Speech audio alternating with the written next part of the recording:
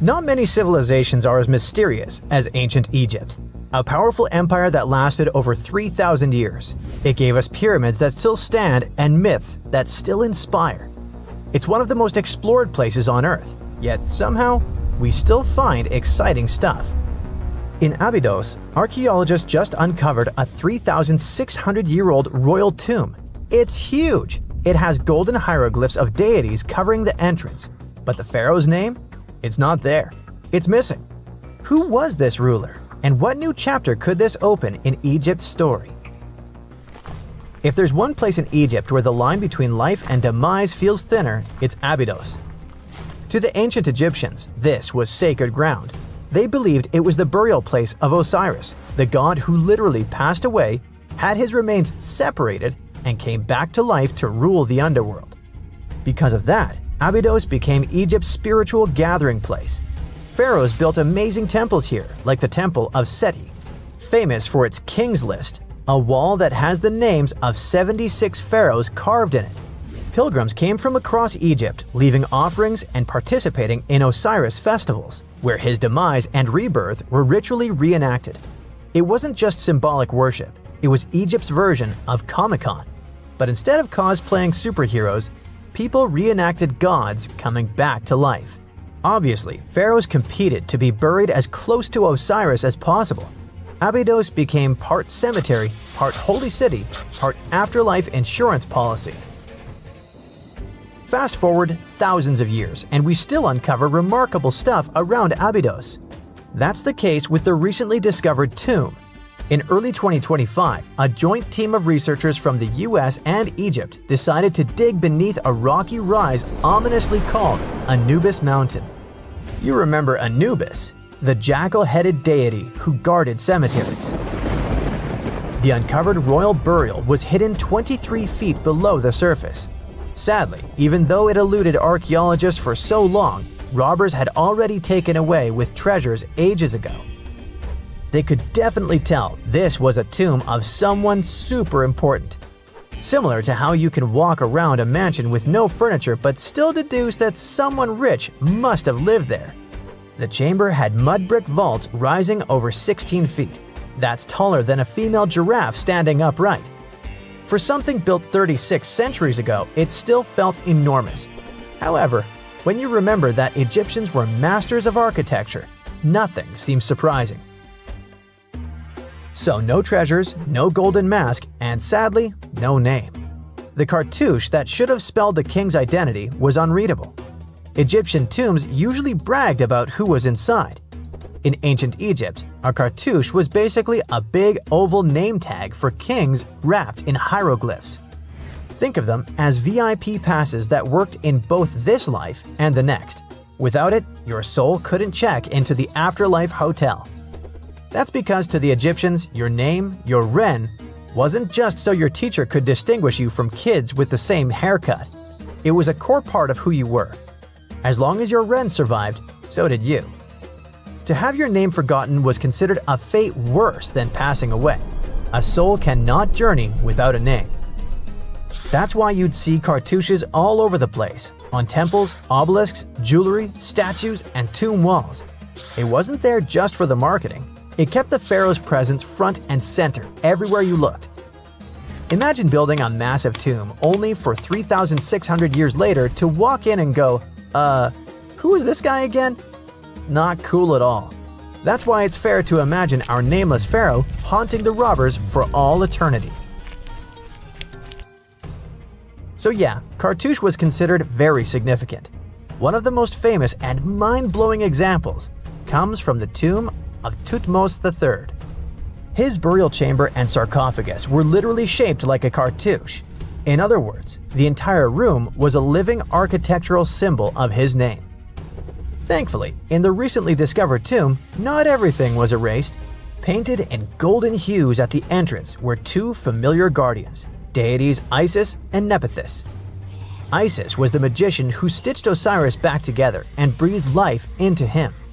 Nephthys, her sister, was the eternal mourner and protector of the mummy.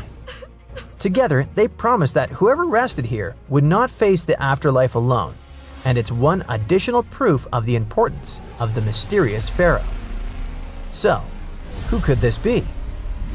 To answer that, we need to go down history lane. This tomb dates back to Egypt's messy chapter called the Second Intermediate Period. Instead of one ruler in charge, the country had many rival kingdoms, each with its own little power base, like a real-life Egyptian version of Game of Thrones. And right in the middle of that chaos was Abydos. For a while, it was home to its own line of kings, the so-called Abydos dynasty. Those weren't the pyramid builders everyone knows, and that's why they're so mysterious. They left behind almost nothing. No great monuments, no sprawling cities, just fragments of names on broken blocks. For centuries, many scholars even doubted they existed at all.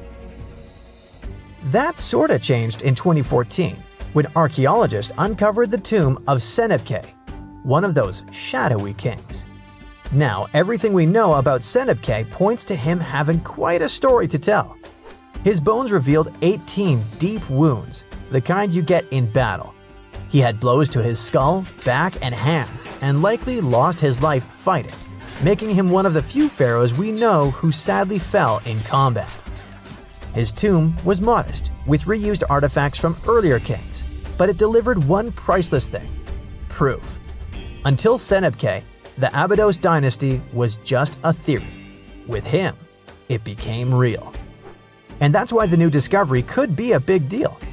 The newly uncovered royal tomb at Abydos shares the same layout and style as Senebkay's. It has limestone chambers, mud brick vaults, and protective deities, although it's much bigger. Which again raises the possibility that we're looking at an even earlier, more powerful ruler of Abydos. Whoever he was, he wanted to be remembered alongside the greats. Which is ironic, because it seems that history tried erasing him. Perhaps additional findings alongside his tomb could tell us more. Yes, there's more, and it's actually pretty cool. Not far from Abydos, in the village of Banawit, archaeologists uncovered a Roman-era pottery workshop. Yeah, you heard that right, a pottery factory close to a pharaoh's burial ground. The site had huge clay kilns, storage rooms, and even broken shards called ostraca. They were basically ancient sticky notes, except instead of shopping lists, those had receipts scratched onto them in Greek and Demotic Egyptian. Little records of everyday transactions, the kind of thing you'd never expect to find near a lost dynasty king. Honestly, the potters missed a chance. Forget boring receipts, they should have been selling Osiris's mugs and Anubis figurines to pilgrims and tourists. But that's not all. It seems that centuries later, during the medieval period, the same ground became a cemetery. Archaeologists found mud brick graves with skeletal remains. This could mean that Abydos kept its aura of significance for hundreds of years after the Age of Pharaohs. So why this hill again and again? Is this place really a getaway to the afterlife? It is, after all, the very place where Osiris is said to rest. That belief lingered like a shadow for thousands of years, strong enough to pull in pharaohs and later medieval families. Different rituals, same sacred ground. Although, to be fair, the Romans weren't here for Osiris. They came to make pots. The story of Abydos is not over. The excavations will continue, and who knows what else could be discovered in the future. Today, archaeologists are armed with tools that are basically X-ray glasses for the desert. Every scan could reveal a hidden chamber, or if we're lucky, finally give our nameless pharaoh his wren back to him. In fact, I became strangely invested in finding out who he was. So let's hope for some news soon. It's only a matter of time. Do you have your own theories? Let me know. Let's face it, most ancient tombs have been looted at least once. No matter how scary the rumors could have been, most mummies were open too. But one. This is the Bashiri mummy, and it puzzles everyone so much that nobody dares to see what's inside. Meet Howard, but you must know him already if you're into Egyptian history. He's primarily famous for discovering King Tut's tomb back in 1922.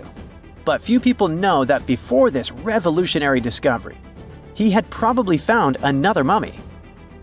It happened in 1919, and it goes by several names, either the Bashiri mummy or the Mummy of Pacheri, or the untouchable one. Some reports say that Howard stumbled upon the Bashiri mummy in Luxor's Valley of the Kings, just where he would later find Tut's tomb. Despite this find, not much is known about this particular mummy.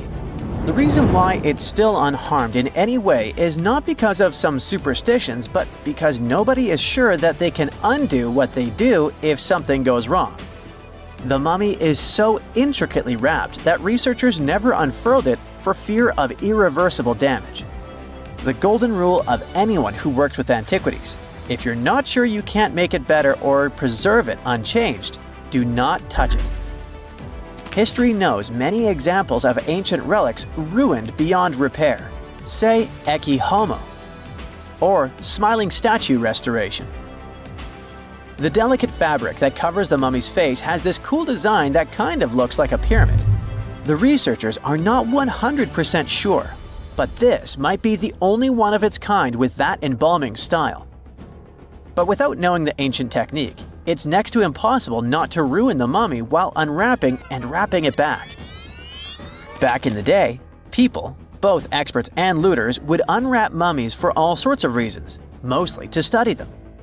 Luckily, these days, we have advanced tech that lets us check out what's inside a sarcophagus without having to unwrap anything.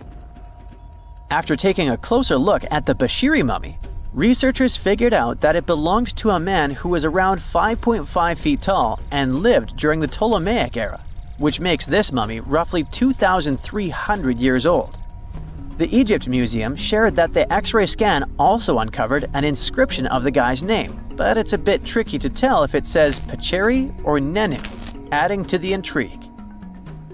The museum also pointed out that the fancy casing the mummy is in features all sorts of decorated scenes. You can see the mummy lying on a bed, flanked by deities Isis and Nephthys, along with the 4 sons of Horus. Plus, there are 2 images of the funerary god Anubis at the feet of the casing. By the way, Bashiri mummy is not the only one that has remained untouched. This is Issa Temkebde, and Gaston Maspero, a French archaeologist, made the decision to leave her mummy untouched, wanting to keep her resting peacefully since she was in such amazing shape. He did mention, though, that her tomb had been raided long ago. Thanks to some X-ray work, we learned more about the mummy. The scans revealed a few artifacts still wrapped up with the wife of a high priest, including amulets around her neck, right arm, and forehead. The X-rays also showed she had some dental issues and arthritis in her knees. While she passed away as an older woman, it's tough to pinpoint her exact age. However, various sources from her son's reign indicate that she was held in high regard in the kingdom.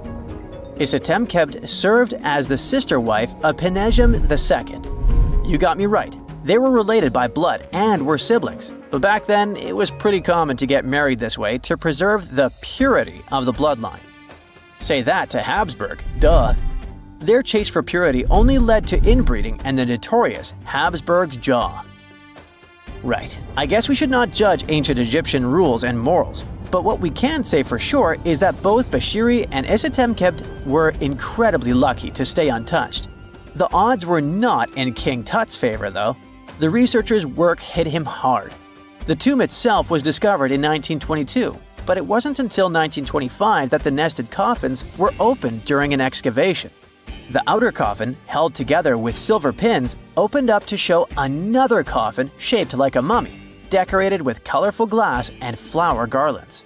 There were worries about the king's mummy because it had been exposed to moisture.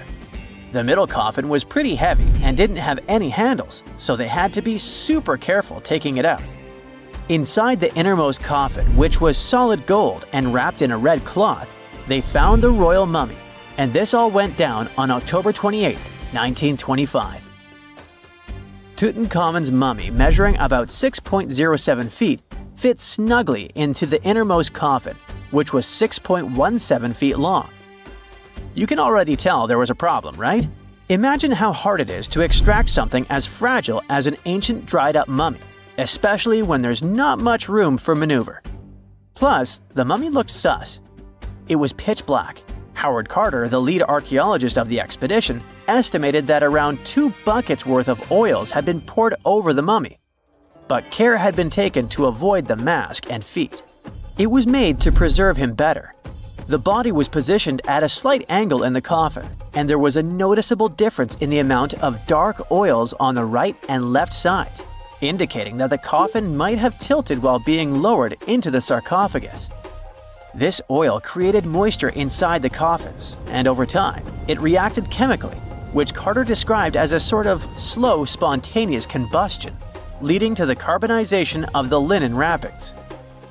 Unfortunately, the combination of heat and moisture took a toll on the mummy's trappings as well. The crook and flail fell apart, the resin scarab cracked, and the threads holding the hands and mummy's bands started to decay, making everything quite fragile.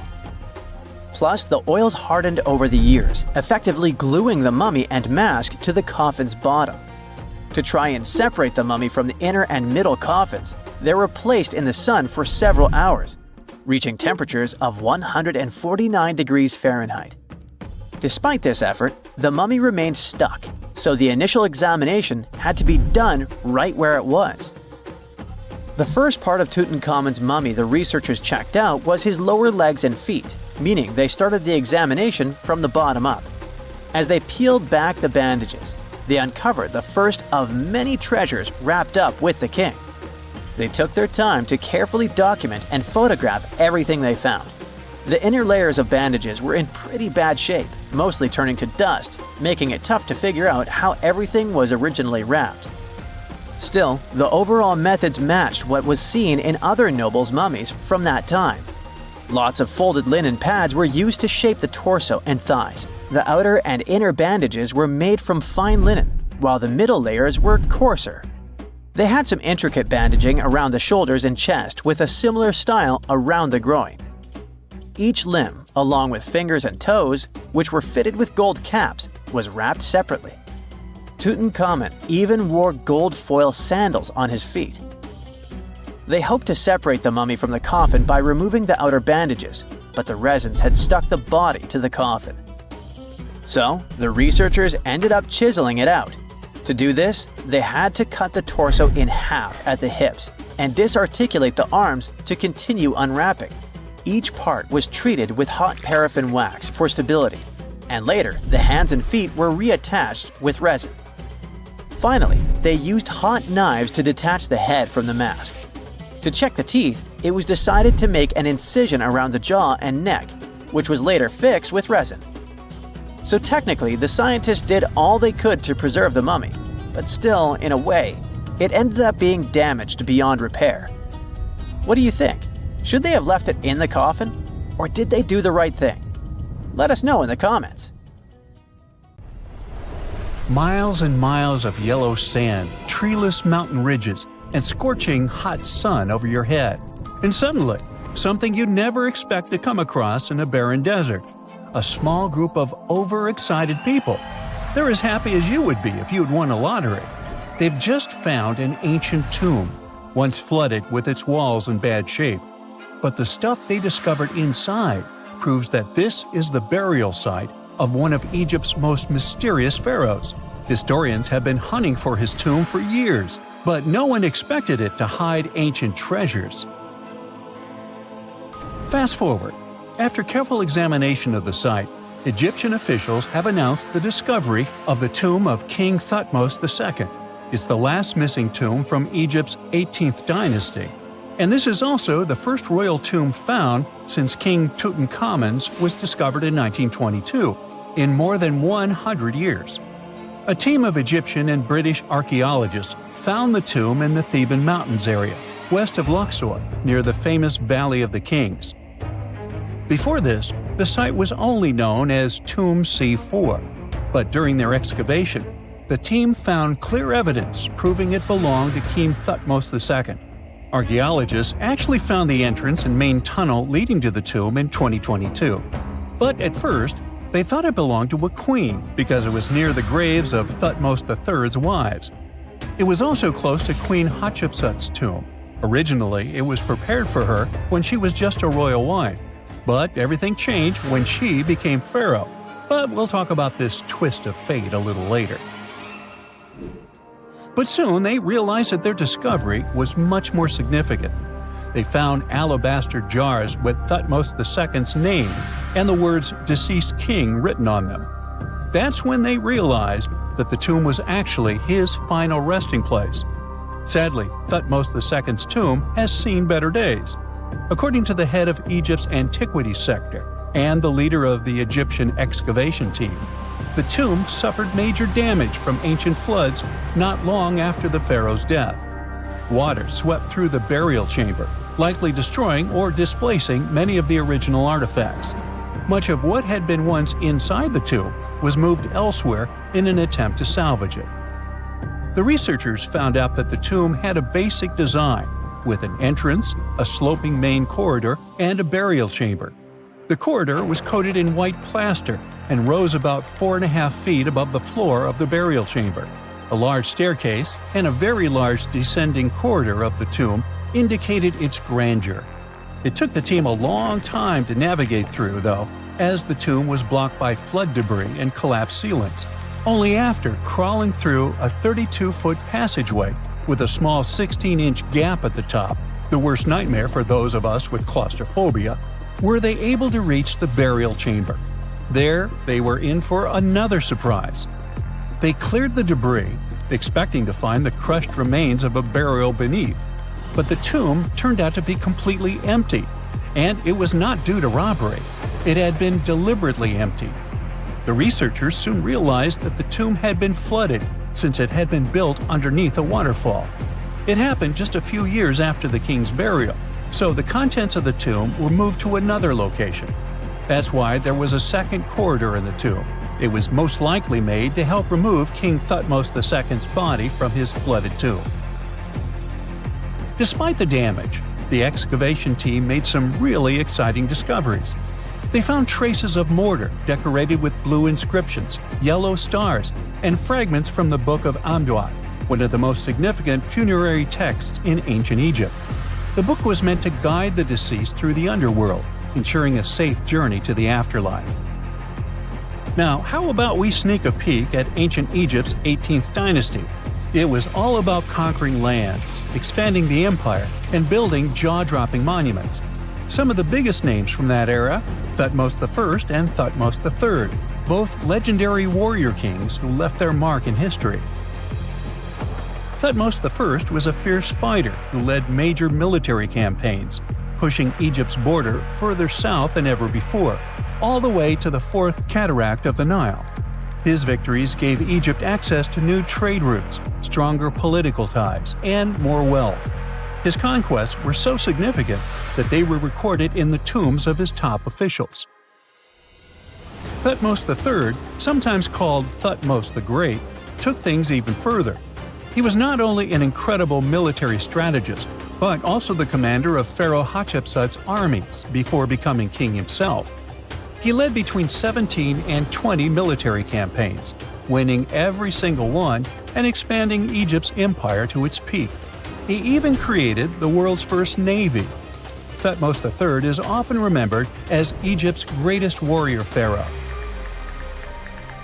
And sandwiched between these two powerhouses was Thutmose II, a pharaoh who doesn't get nearly as much attention. Hey, the middle child, right? His reign lasted only about 5 years before he passed away at around age 30 in 1479 BCE. He is kind of a mystery. No one really knows what he accomplished. For the longest time, even the location of his burial site was totally unknown.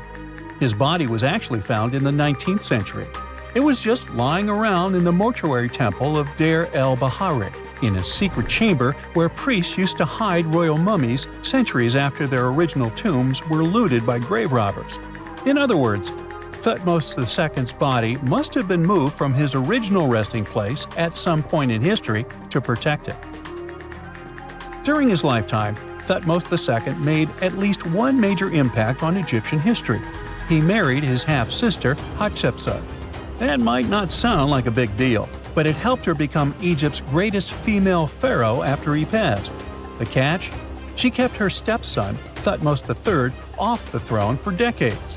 When he finally took power, he erased her name from history out of spite.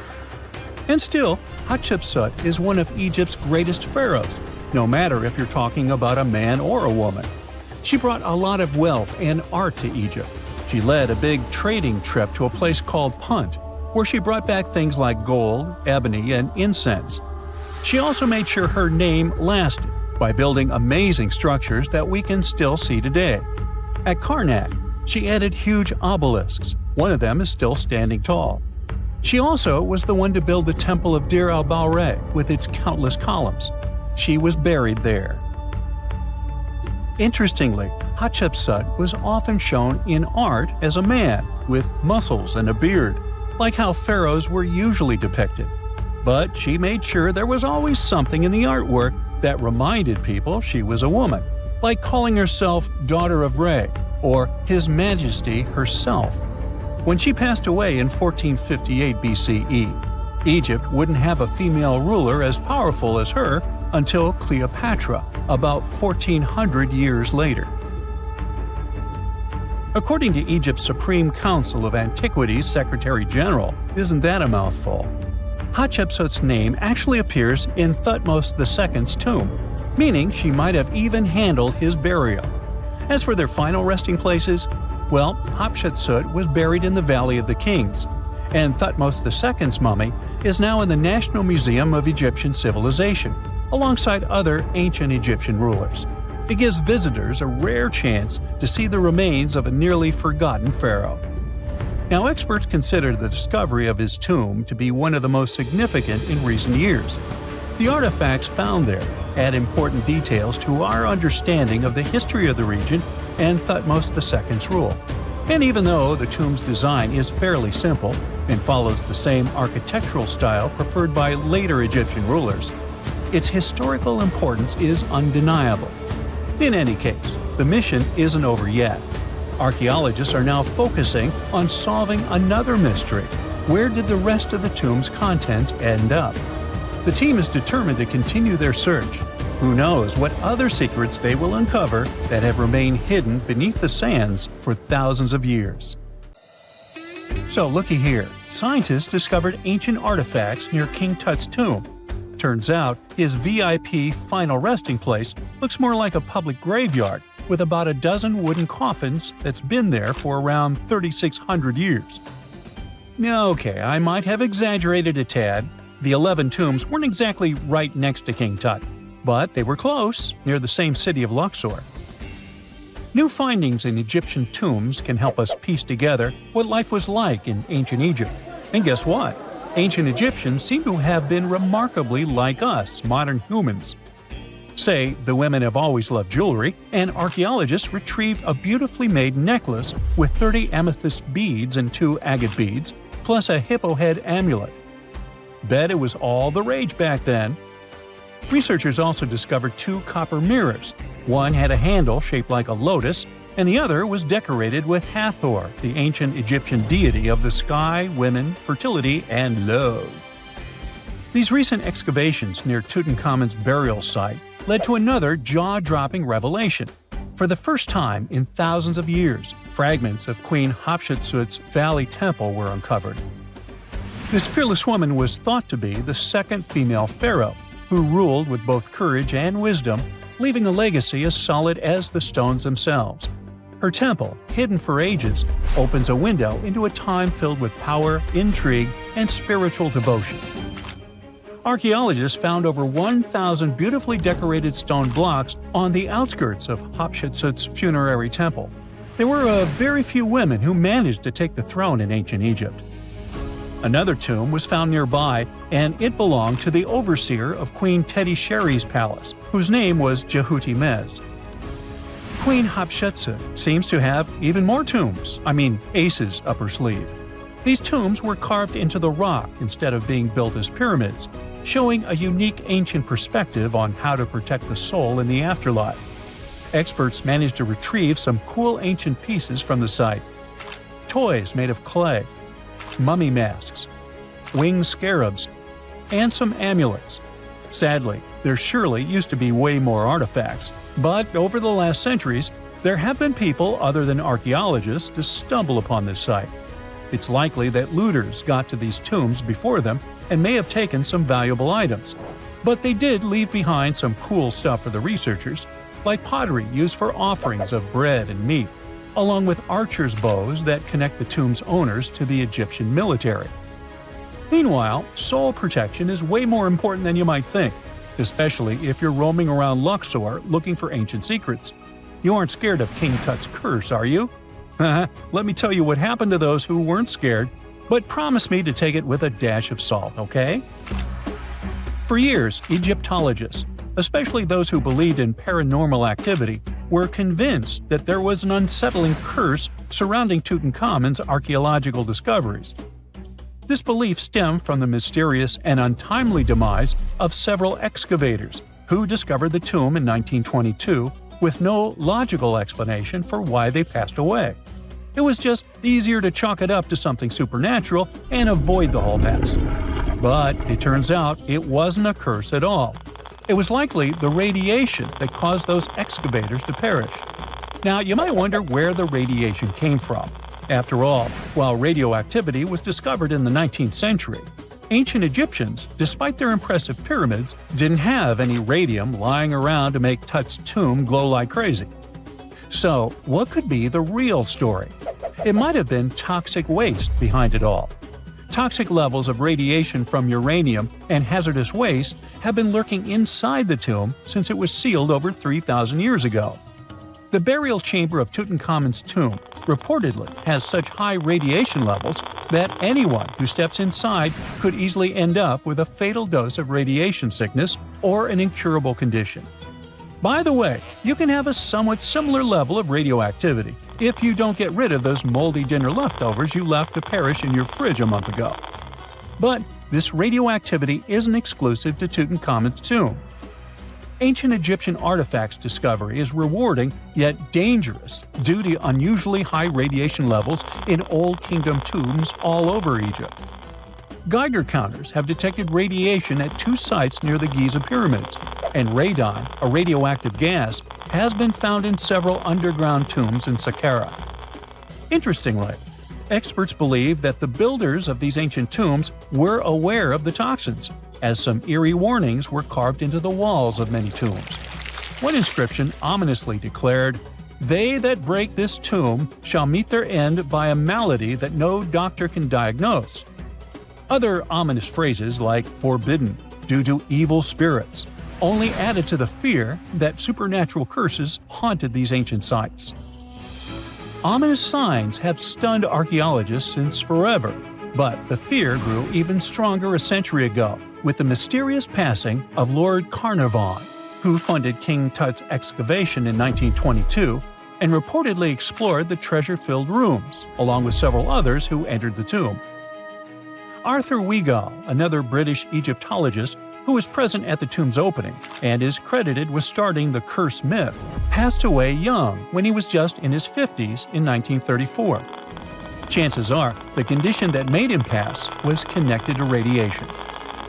In total, 6 out of the 26 people who were there when the tomb was opened met their end within a decade from various causes.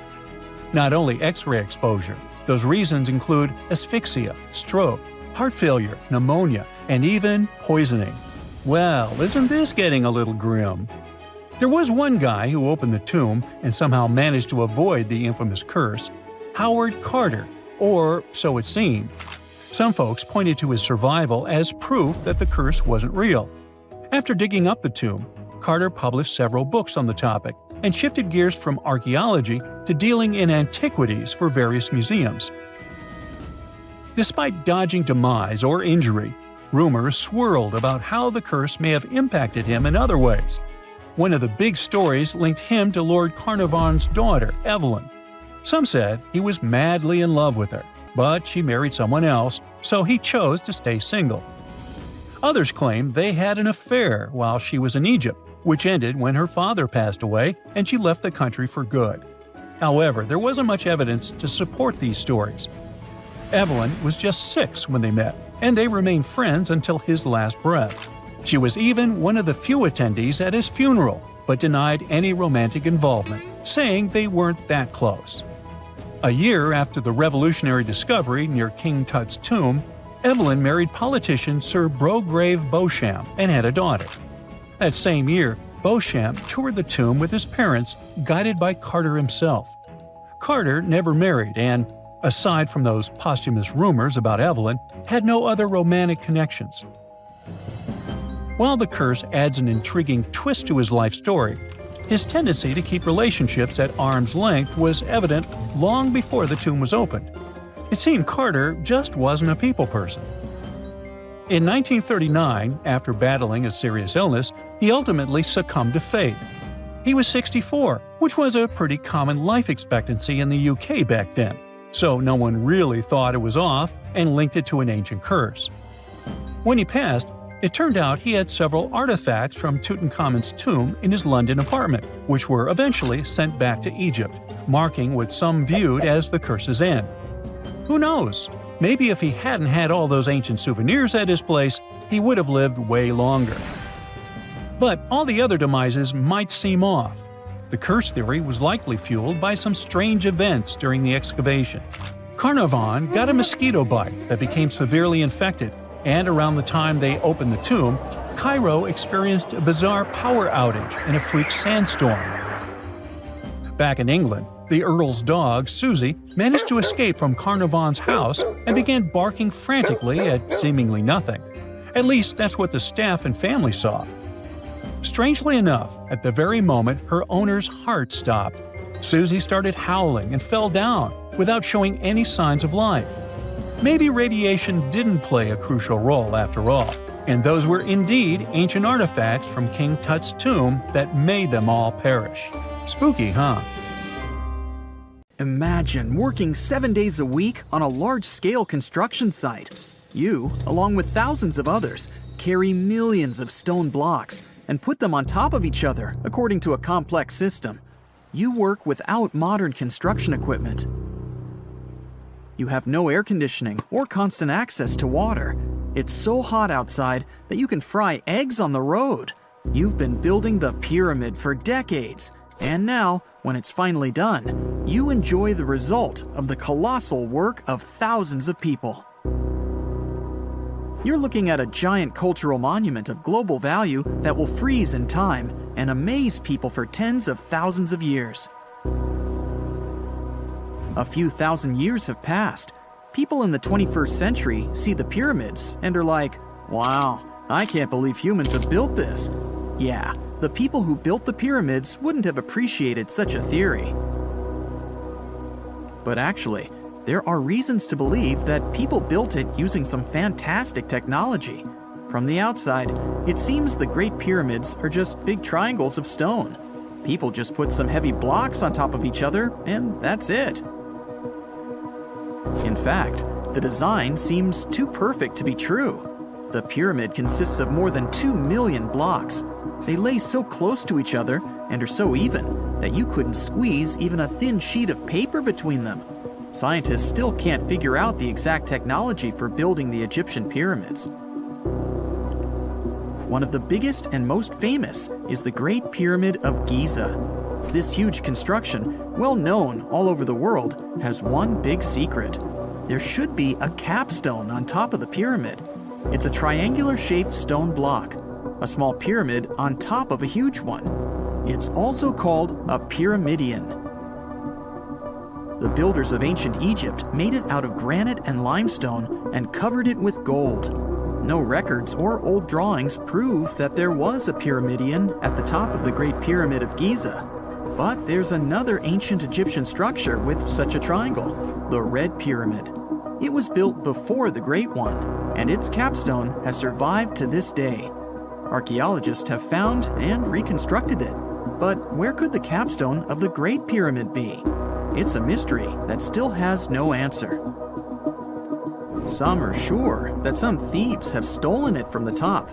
Maybe they just climbed up and pushed the pyramidion down. It makes perfect sense. The capstone was probably the most valuable element of the pyramid. Many scientists and archaeologists still don't know its exact purpose. Some believe that this peak covered with gold glorified the pharaohs. The capstone reflected moonlight at night and illuminated the entire space around it. During the day, the capstone reflected sunlight with its shiny surface. You could have noticed it from afar. The top of the pyramid was a kind of guiding star for lost travelers. All other stone blocks of the pyramid consist of limestone. People polished them to make them look shiny. In the past, they were even glowing and reflected light. You could see glowing pyramids from space, although they looked like tiny lights. Over thousands of years, winds, sandstorms, and rains have changed the pyramid's appearance. If people had taken care of them all this time, they would have looked like something out of science fiction movies, or the pyramids from Las Vegas. But unfortunately, we will never see their original appearance. Some archaeologists and scientists believe that the capstone could absorb the sun's energy and distribute it evenly throughout the pyramid. No one knows precisely why the Egyptians needed this technology. There's a theory the pyramids are ancient energy systems. The pharaohs applied this energy to use some unique technologies that were more advanced than all the achievements of the 21st century. And the triangular shape of the pyramids was ideal for boosting this electromagnetic energy. In theory, solar radiation, or electromagnetic forces, accumulated at the top of the pyramid, filled the inner rooms, and then went down the walls to the base. Any surface distortion could prevent the flow from spreading, so they had to create a perfectly smooth surface. That's why they installed the blocks so that nobody could squeeze a needle or razor blade between them. Many people believe in this theory because they built the pyramids from limestone. This material can hold energy inside itself. In the inner part, they created granite deposits to cause air ionization, that is, to create an electric charge. They also dug channels under the pyramid for water to transmit electricity. And at the top, they put a gold capstone, the best conductor of electricity. So, this is how you get a great power generator. Different cultures used similar technologies to create electricity all over the world. But these are all theories. If it had been working, humanity would have used these technologies today. There are mentions of the metal industry, chemistry, engineering, physics, mathematics, and astronomy in some ancient records. Most scientists don't believe in all these things. We know the detailed stages of the technology's development in different cultures. In the 21st century, scientists, historians, and anthropologists can track the evolution of all modern devices. If people had created some technological inventions in ancient times, the history of the world would have looked different. Perhaps all the achievements of antiquity could have been wiped off the face of the earth by global cataclysms, and it can happen to us. Just imagine how people would dig up a laptop in 5,000 years. Perhaps they wouldn't understand what kind of device it is. Another Egyptian wonder surrounded by mystery is the statue of the Sphinx. The Egyptians carved it out of a single massive piece of limestone about 4.5 thousand years ago. But scientists still don't know the exact date of its construction or who built it. People painted the Sphinx in different colors, so it looked much brighter and more vivid in the distant past. It was shining just like the Great Pyramids. Anyway, time hasn't only changed its appearance, but its name too. Initially, the Egyptians called it Hor-Mekhet. The Greeks renamed it the Sphinx about a few hundred years after it had been built. The Sphinx emphasized the greatness of the rulers of Egypt. It also performed a symbolic function of a watchdog guarding the tomb of the pharaoh and the paths leading to it. This version sounds realistic, since archaeologists have discovered many secret entrances at the foot of the Sphinx. Perhaps these rooms and intricate tunnels lead to underground halls with treasures. And treasures don't always mean gold and jewelry. According to legends and theories, the Sphinx guards the Hall of Records, the storage of all humankind's knowledge. The information about the ancient mythical state of Atlantis could be there. You can find many detailed maps of the internal dungeons of the Sphinx on the internet. They show structures 12 stories deep under the statue. It looks like a small city filled with gold, scrolls of knowledge, and various ancient artifacts. But don't believe all these maps. These are just theories. Several thousand years have passed, but people have very little information about it. Archaeologists know that there are still many strange and exciting things about the Sphinx that are still undiscovered. Some locals are afraid to research because they believe they can awaken something terrible from the underground depths. Therefore, it's mostly scientists from other countries who conduct the excavations. In 1998, scientists discovered strange tunnels leading to empty rooms under the Sphinx. They realized that some people tried to get there through tunnels in the past, and maybe those people took all the treasures that were there. One of the legends says that some powerful artifact lays beneath the Sphinx. Its technology can change the whole world, but the locals are hiding it because it can damage the planet. Some believe that you can find evidence of unknown technologies painted on the granite walls in the pharaoh's tombs. But most likely, these paintings and signs tell us the myths and legends of ancient Egypt. But what if Egyptian symbols and drawings are detailed instructions for using ancient technologies? What if the locals that lived at that time thought, people in the future won't be able to get energy themselves. Let's leave some detailed instructions for them. Anyway, there are many riddles and theories. In reality, the search for answers is a dangerous undertaking, since it's not easy to get into the underground halls. Excavations can ruin the structure of the entire Sphinx. Any person inside the tunnels may get lost and never be able to find their way back. Besides, it costs a lot of money. Now, what would be awesome is if people could invent some device that could scan underground areas and show their detailed models. Under the burning sun, among the sand dunes, somewhere in the Sahara Desert, you're walking in search of an ancient treasure. Finally, you find a strange rock in the sand. It's big, looks like a large piece of black coal or rock, but something shiny on its surface makes the rock unusual. This unique find is the oldest thing that has ever been discovered on our planet. This rock was born long before Earth appeared in outer space. The unusual meteorite was found in 2020 in a remote area of the Sahara Desert. Scientists have analyzed the isotopes of magnesium and aluminum on the stone's surface and found that its age is about 4.5 billion years. At the moment, this is the oldest sample of magma from space in history. It belongs to a small protoplanet that didn't have time to form completely. It happened a very long time ago when our solar system was forming. Many huge asteroids were floating in space.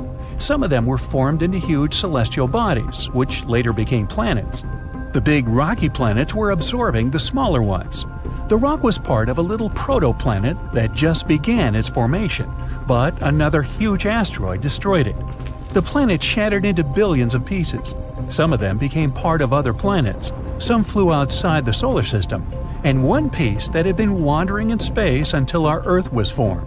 After that, it hit the planet's atmosphere and fell into the territory now known as the Sahara Desert. The rock was discovered in 2020, but the erosion of extraterrestrial rocks shows that it could have fallen much earlier. This ancient thing weighing around 70 pounds has several pieces of different meteorites inside. In simple words, it's a volcanic rock consisting of lava. It has cooled, solidified, and crystallized. That's why you notice the glitter. Scientists hope that further study of the rock will help to learn more about our solar system foundation. The biggest asteroid discovered in the U.S. is the Willamette. Its size is 84 square feet, and its weight is more than 15 tons. This is half the weight of a bus. Several people can fit on the surface of this outer space object. But the coolest thing is that it's not a rock like most meteorites that were found. Willamette is made of nickel and iron. This massive piece of metal was discovered in 1906. Now, the huge rock is kept at the American Museum of Natural History. The largest meteorite ever found is Hoba. It's located in Namibia, and people have never changed its position because it's too heavy. The weight of Hoba is 60 tons. It's heavier than a tank. The next space-related event occurred on February 28 in southwest England. On this day, a huge flash lit up the sky. Then there was a loud crash. Several residents opened the doors of their houses and noticed a black sooty spot on the lawn. They immediately guessed what had happened and reported the discovery to the British Meteorite Observation Network. If you ever find a meteorite, report it to some geological research or space center as soon as possible. The longer a space rock lies on the ground, the faster it loses its value. Rain, dust, snow, wind, scorching sun, all these factors damage the surface of the meteorite. It makes it difficult to study the celestial object. The meteorite found in England looks like coal, but it's way softer and more fragile. It most likely used to contain frozen water. The rock is part of a huge asteroid that plowed through outer space when our solar system hadn't fully formed yet. They found a unique combination of minerals inside the rock. It can help scientists learn more about the origins of the solar system and life on Earth. Now we're heading to Germany, to the small town of Nördlingen. A huge ancient meteorite's hidden here. It's very difficult to notice it unless you know the secret of this town. You're walking along the cozy little streets and looking at the buildings with beautiful architecture. You spend the whole day there and don't find anything that reminds you of a meteorite. To solve the mystery, you need to get out of town. So you climb a high hill and see that the city is located inside a pit. For a long time, locals were sure the house was located in the crater of an extinct volcano. If you look at the houses from a certain angle, you may notice an unusual shining coming from them. In the middle of the 20th century, a group of geologists came here and immediately declared that the crater doesn't look like a volcanic one. The town was built on a huge crater left by a meteorite. The huge celestial body fell here about 15 million years ago. It was so hot that the carbon bubbles inside instantly turned into small diamonds. When people were building this city, they didn't know they were using expensive stones, since the diamonds were hardly visible. The locals never attached importance to the fact that the city walls shine unusually in the sun. Now they believe this place was built from diamonds that had fallen from the sky. Our next stop is in the UK again. This time the rocks are of an earthly origin. The famous Stonehenge. People place circles of rocks here in a certain order. Everyone knows about this archaeological monument, but no one knows the reason for its creation for certain. Another construction built out of mysterious rocks was discovered just 2 miles away. It's called Superhenge. It's bigger, heavier, and takes up more space. Each plate here is 15 feet, which is about the height of 2 floors. Once, the stone stood vertically and formed a huge semicircle. But someone pushed the stones over about 4,500 years ago. It was a college prank. No, not really. That's why they couldn't be detected for a long time.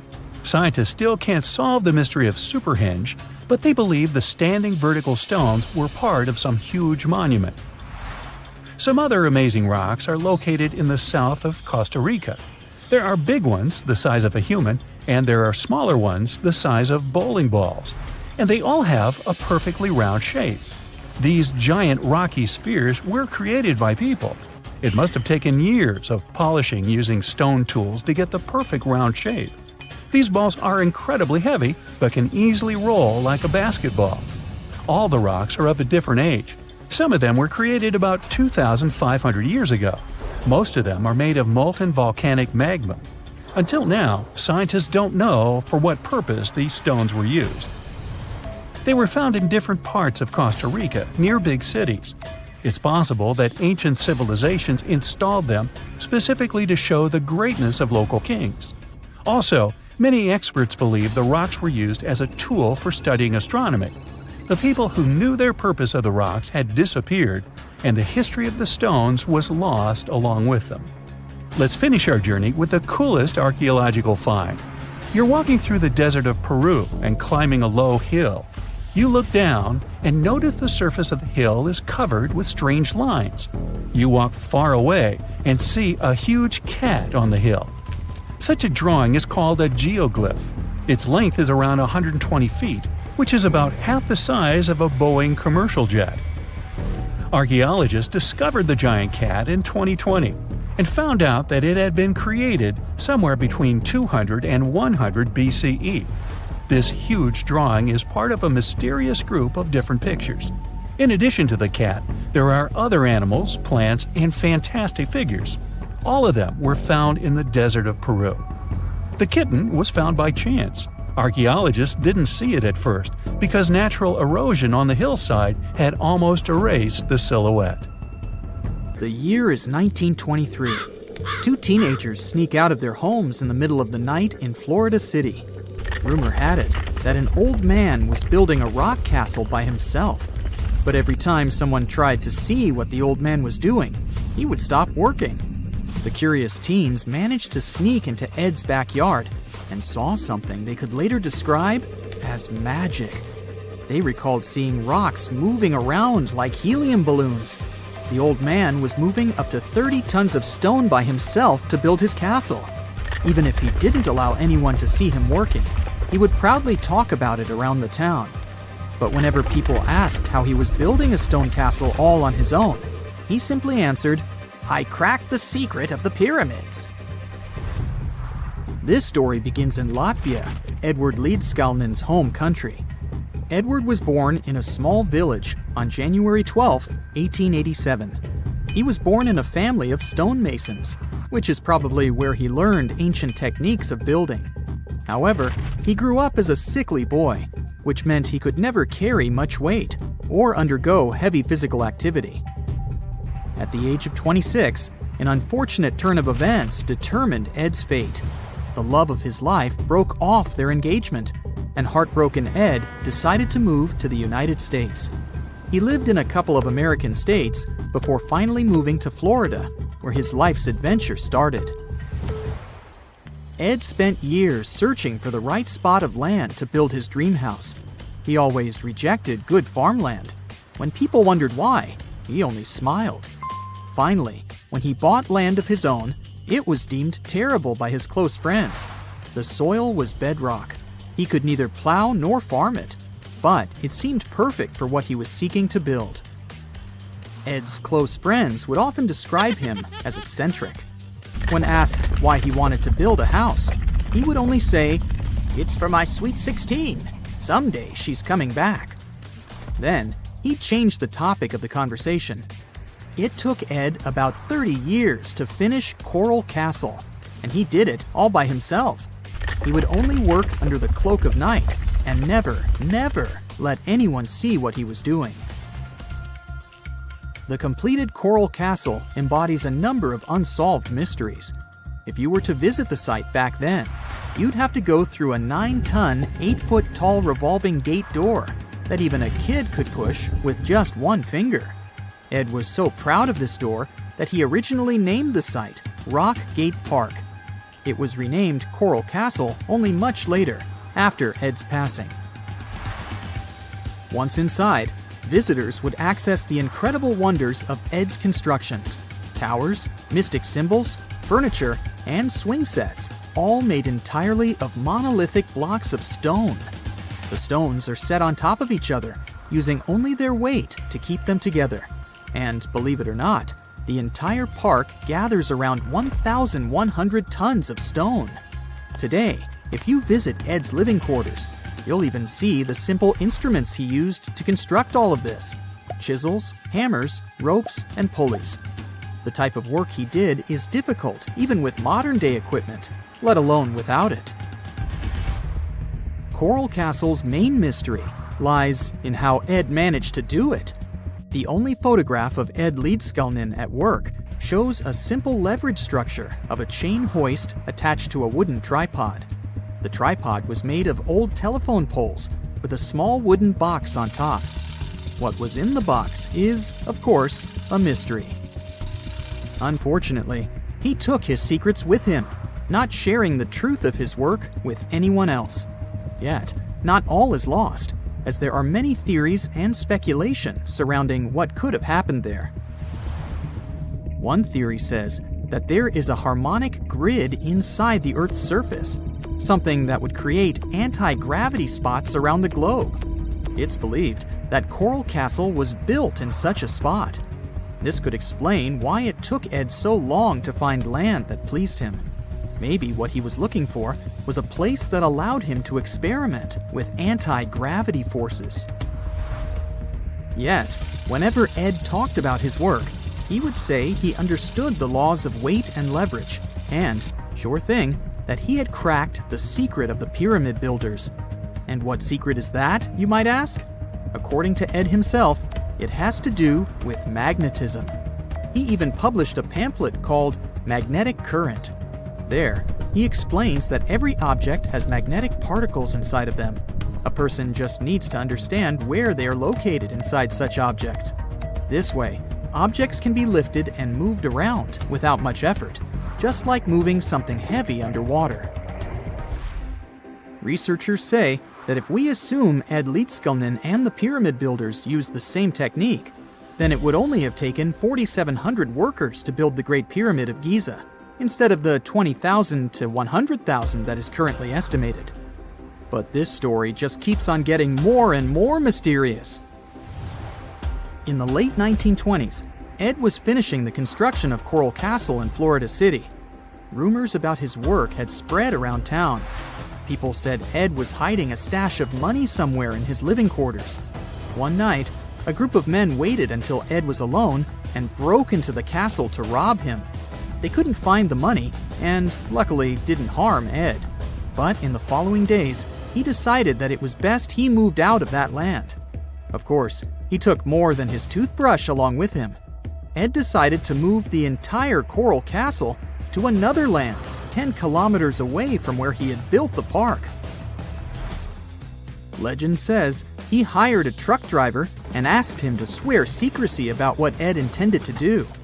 He asked the driver to look away while Ed loaded the truck by himself, moving all of the rocks without any help. With the truck loaded, Ed and his castle moved to Homestead, Florida, where the park is located until this day. In 1986, a group of engineers from Florida University was called to try to fix the park's gate entrance, the 9-ton revolving door that Ed was so proud of. They arrived with plenty of modern-day equipment, including a 20-ton crane. When the engineers took the door down, they noticed that Ed had used a strange circular stone at the bottom of the revolving door. The engineers couldn't understand how this frisbee-sized rock could withstand 9 tons of weight without breaking into pieces. They sent the rock to the geology department at the University of Florida, but the geologists simply returned the rock, saying they couldn't find a match of this rock in their databases. They couldn't determine its origin. The engineers put the 9-ton gate back into place, trying to use other techniques. At first, it didn't work without the base rock Ed had originally used. So, they had to cut the gate rock to make it work as a revolving door once again, proving that modern-day technology couldn't replicate what Ed had done single-handedly. Fast forward to 2011, and another man claimed to have cracked the code of the pyramid builders and Ed Leedskalnin himself. Wally Wallington, a retired construction worker from Lapeer County, Michigan, has managed to build using similar techniques to those used by Ed. Wallington is known for having built his personal Stonehenge in Michigan. He is said to have used simple machines, such as levers and counterweights, moving around multi-thousand-pound concrete blocks. Unlike Ed, Wallington has shared his techniques with the public. Multiple videos are showing the clever engineering he built from very simple materials. It sure is impressive. The man has moved his entire barn into another property just with the help of simple tools. However, there is no way to prove that these were the same techniques used to build Coral Castle. To this day, the secrets of Coral Castle haven't been unraveled. But hey, we can always keep trying to solve it.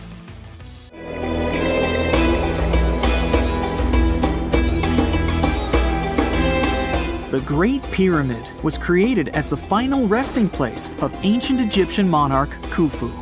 According to legend, French leader Napoleon entered the Great Pyramid and came back out looking shaken and super pale. He never revealed what he saw inside, but whatever it was is said to have affected him for the rest of his life. When Napoleon entered the pyramid, he would have walked through a super tight and ascending passageway. He'd then go through another passageway, known as the Great Chamber. This corridor would have been much taller than the previous one, and would have cobbles too. He'd then reach the King's Chamber, the centerpiece of the Great Pyramid, which was lined with huge blocks of granite. But it wouldn't have looked as grand as we might imagine. There are no hieroglyphics decorating its walls, as Egyptians only began decorating the burial chambers of pyramids much later on. The pharaoh's tombs deep inside the pyramid would have also been filled with treasures, from chunks of gold to the world's most expensive jewelry. But this would have all been looted a long time ago. The only thing that probably would have been left in there would have been a huge sarcophagus, which would have once contained the king's mummy. He'd also have to walk past the queen's chamber. This room most likely didn't hold any queens though, as pyramids were usually only built for one person. There are mysterious tunnels leading from here. To this day, no one is really sure what they're there for.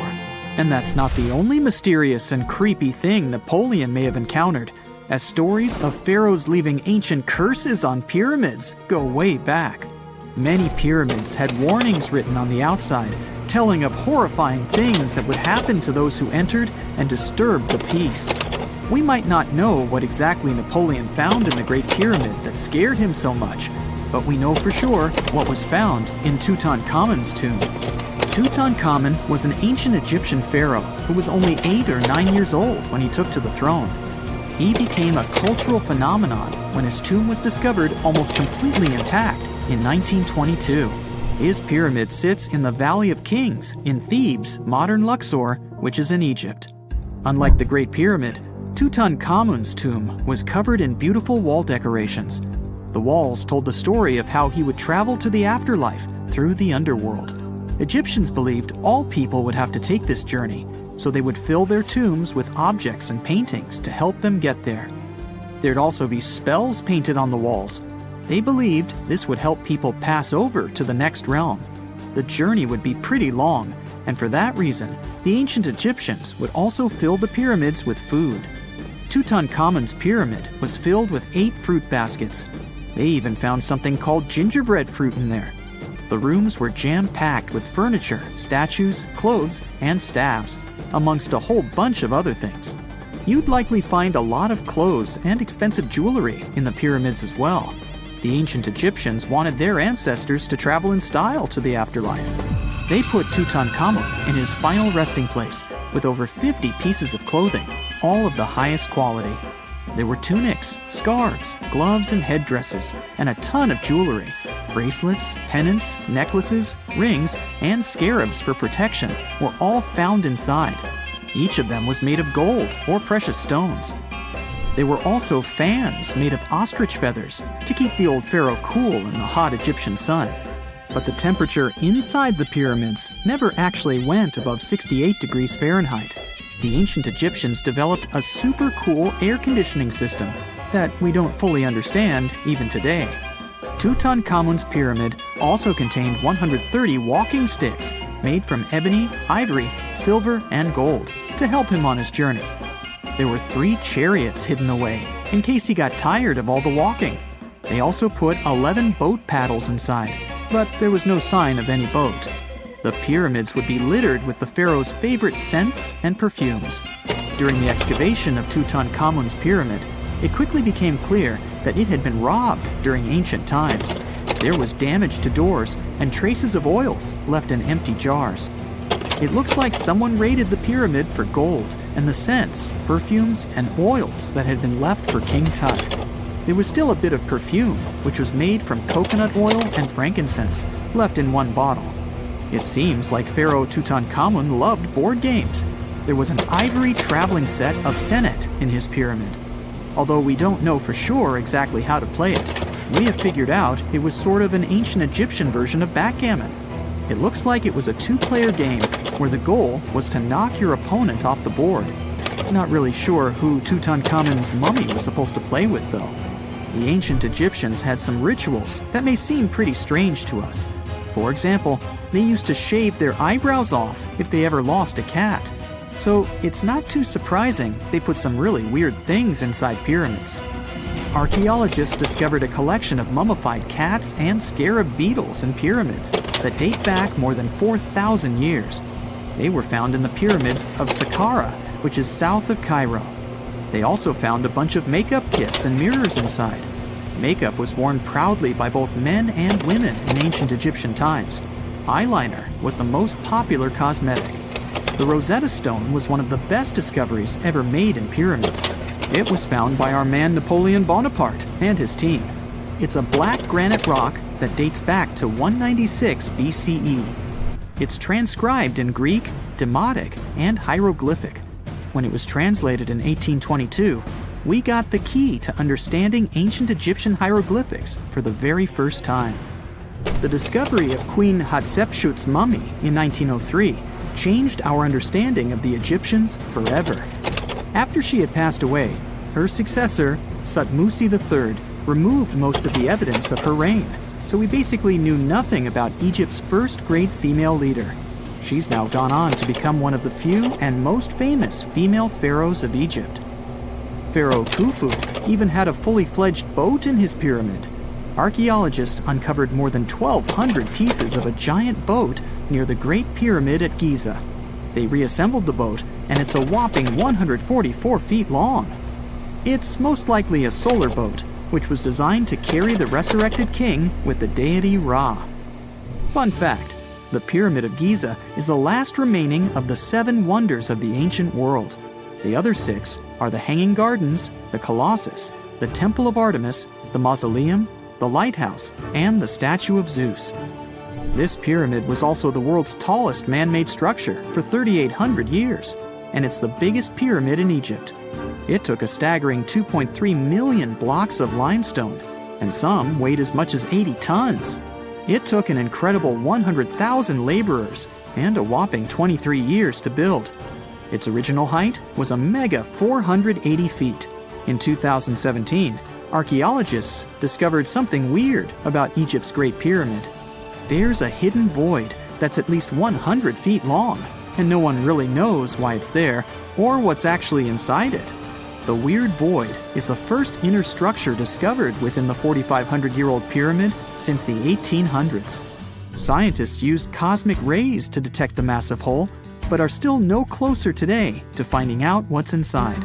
The ancient Egyptians took a lot of care building the pyramids, and everything was strategically placed and structurally sound, so it's super unlikely that this hole is due to blocks falling over time. Loads of pyramids also contain small model figurines called ushabti. These represented attendants. They believed they would come to life to serve the pharaohs in the afterlife. But it's amazing that all this stuff actually fit inside.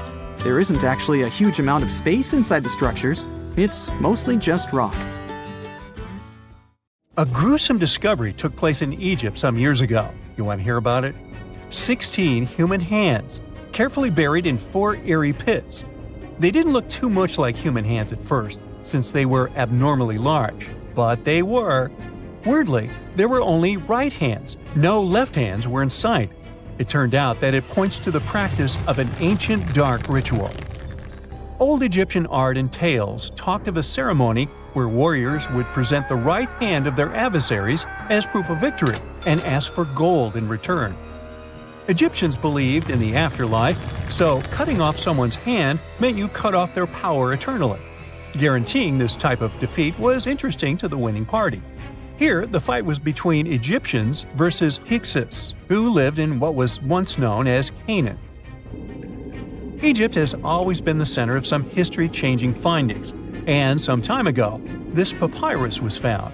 If we stretched it open, it would be just a tad bigger than the height of a skyscraper. The world's tiniest skyscraper, which is located in Wichita Falls, Texas. When humans didn't write on their notes app, they wrote on this thing, made from the medulla of a papyrus plant. Around 2,000 years ago, ancient Egyptians wrote something reminiscent of a book where they describe most of their funerary traditions and their visions of the afterlife. It's considered one of the most important texts from ancient Egypt and is still sold in bookstores to this day. This ancient manuscript was unearthed from a chamber located just south of the Pyramid of Djoser, located in Saqqara. Oh yes, Djoser is the oldest pyramid in Egypt and not the Giza pyramids like most people think. So recently, the site of Saqqara buzzed with excited archaeologists who probably found one of Egypt's oldest complete mummies. They believe that this beautiful and well-preserved mummy was that of a wealthy man. He was discovered in a deep shaft, covered in layers of gold leaves. There are many symbols that show he was an important and wealthy man, like the band he wore on his head, the bracelet on his chest, and the fact that he was embalmed with a tunic, which was reserved for Egypt's finest. The most exciting part of the entire discovery was finding the resting place sealed with mortar, just as the ancient Egyptians had left it 4,300 years ago. Now this may sound weird, but back in 2008, archaeologists discovered a missing pyramid. Now it went missing because it deteriorated over the span of 4,000 years. Today, you can only see its base. It was a pretty important site back in ancient times. It is said that around the area of the pyramid, the ancients hosted a special type of ceremony where high priests would carry mummified remains of sacred bulls. Now here's a fun fact. Ancient Egyptians believed that Apis bulls were earthly incarnations of the city deity of Memphis and was connected to rites of fertility. It wasn't just any Apis bull, though. They needed to be all black, with a single white mark between its horns and a bunch of very specific characteristics. They were selected by the local priests and honored until they passed away. After that, they were mummified and buried in underground galleries. Meanwhile, this missing pyramid sort of disappeared around the 1800s. It was a German archaeologist who first found it in the village of Saqqara. He called it the Headless Pyramid when he first found it. But then, years after the official discovery, the desert sand came along and covered the whole thing. There were some excavations between the 19th and 20th centuries, but they weren't too systematic. That's why scientists were so thrilled when they dug an entire pyramid's base after removing the 25-foot mound of sand that was covering it. Oh, and it turns out American archaeologists are excavating a cemetery in Egypt that could contain over 1 million mummified bodies. So far, archaeologists have dug around 1,700 mummies. One of the main differences from other classic Egyptian mummies is that these people weren't kings and pharaohs. They were commoners that most likely lived about 1,500 years ago, when Egypt was controlled by the Roman and Byzantine empires. The name of the cemetery is cool, though, the Way of the Water Buffalo, just in case you want to check it out on your next trip. Other than bulls and buffaloes, ancient Egyptians also liked baboons. Are you seeing a pattern here? In the beginning of the 20th century, archaeologists discovered a site filled with mummified baboons in a place called, guess what? The Valley of Monkeys. An animal wouldn't have been mummified if it wasn't considered important. Certain animals were more important than others, since they were linked to specific deities. Jackals were connected to Anubis, the ancient god of the afterlife, and cats were likened to the female deity Bastet. Baboons were a pretty big deal, since they were believed to be connected to Thoth, the deity of wisdom and advisor to Ra, one of Egypt's supreme deities. The archaeologists who studied these animals weren't too happy. They think these baboons were kept inside and were deprived of sunlight for most of their lives. They had extreme vitamin D deficiencies and they were poorly fed. Maybe Thoth got angry with these baboon keepers. Just a guess. Since there's never a boring day for archaeologists in Egypt, they also found human mummies with golden tongues. Since Egyptians were all about the afterlife, they believed that golden tongues might help a person speak once they pass to the other side. I mean, it's a long shot, but hey, why not? Some of these mummies were placed in wooden coffins with goods, such as necklaces, pottery, golden artifacts in the shape of lotus flowers and scarab beetles, and iPhones. Just kidding. A new temple was also unearthed recently in Egypt. Scientists believe it was dedicated to honor Zeus Cassios.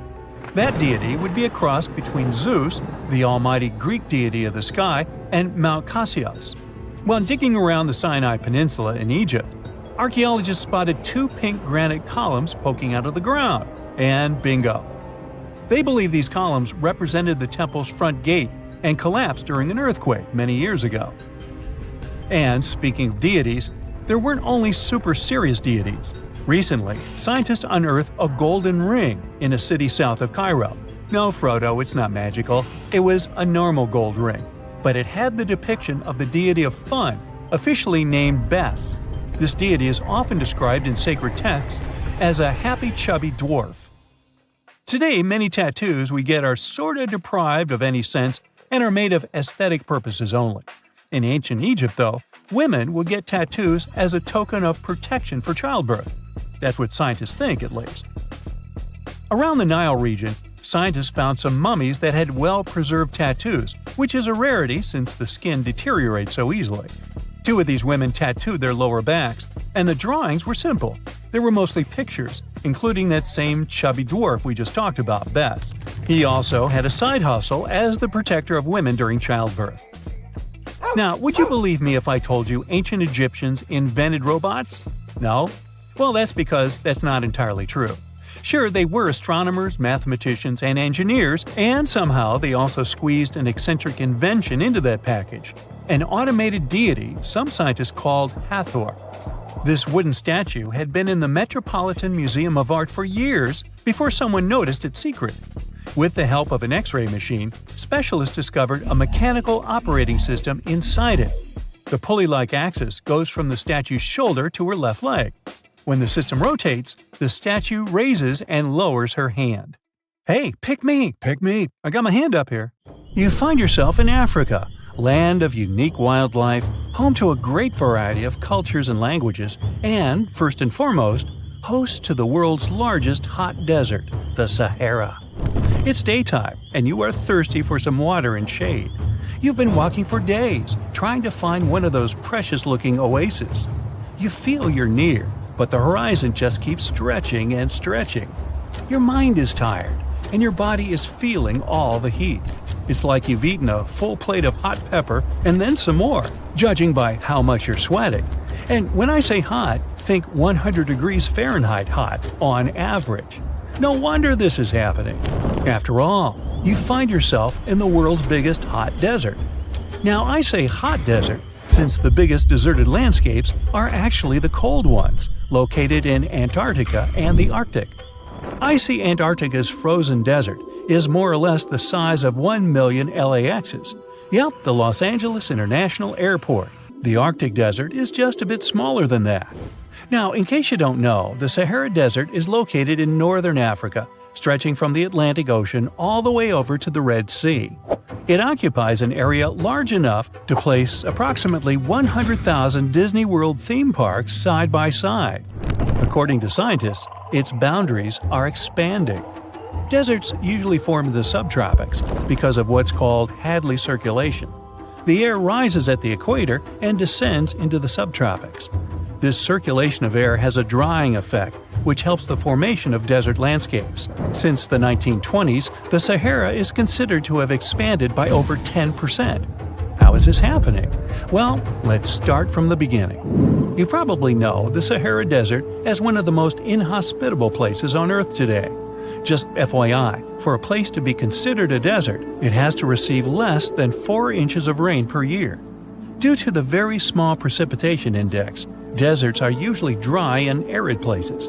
There is little humidity in the air, and daytime temperatures can go as high as 130 degrees Fahrenheit. Usually, there isn't that much animal and plant life because of the lack of water. But in the Sahara's case, it wasn't always like that. It may be difficult to imagine northern Africa without the tons of sand it has today. But about 20,000 years ago, the Sahara was actually one big oasis. Recent discoveries show clear evidence of what the scientists now call the Green Sahara. In the mid-1800s, a German explorer crossing the Sahara encountered some paintings and engravings that nomad artists had left behind. What he saw in those paintings looked nothing like his actual surroundings. Instead of an arid landscape with only camels and desert vegetation, the rock paintings depicted jungle animals like giraffes and hippos. There were even images of livestock and grazing animals, such as cattle and sheep, something that seems impossible for modern-day Sahara. Artists usually draw what they see around them, so this finding really intrigued the German explorer. The drawings were so detailed that the artists must have had close contact with those animals. You can find this rock art spread out in the northern part of the African continent, from Western Sahara to Saudi Arabia. Geologists soon took a keen interest in this and found the first clues to what this could mean. They have been able to confirm that, in fact, northern Africa was once much wetter. They found evidence from nearby deep-sea sediment off the coast of Mauritania. Sampled cores of underwater sand and mud, known as Saharan dust flux, show geologists that, indeed, a Green Sahara was possible. The more dust is blowing off of the desert and into the bottom of the ocean, the drier the climate in the region. The sediment cores show that there was much less dust, only half as much, coming off northern Africa during the humid period. This period has to do with Earth's natural cycles. Normally, the Earth rotates at a tilt of 23.5 degrees, but this angle is not consistent and changes over time. Earth's tilt is responsible for the amount of sunlight each hemisphere receives. It affects several ecosystem functions on the planet. During the time of the Green Sahara, the Earth received between 4 and 8% more sunlight than it does today. So when the Earth tilted about 20,000 years ago, the northern hemisphere received more direct sunlight, which affected humidity levels in the region. As the northern hemisphere got warmer, this affected monsoon activity, more specifically the West African monsoon. Monsoons are wind systems that affect a region's rainfall index and humidity levels. As a part of the globe gets warmer, it allows for more air to rise. It combines with the wind to draw moisture up into the atmosphere.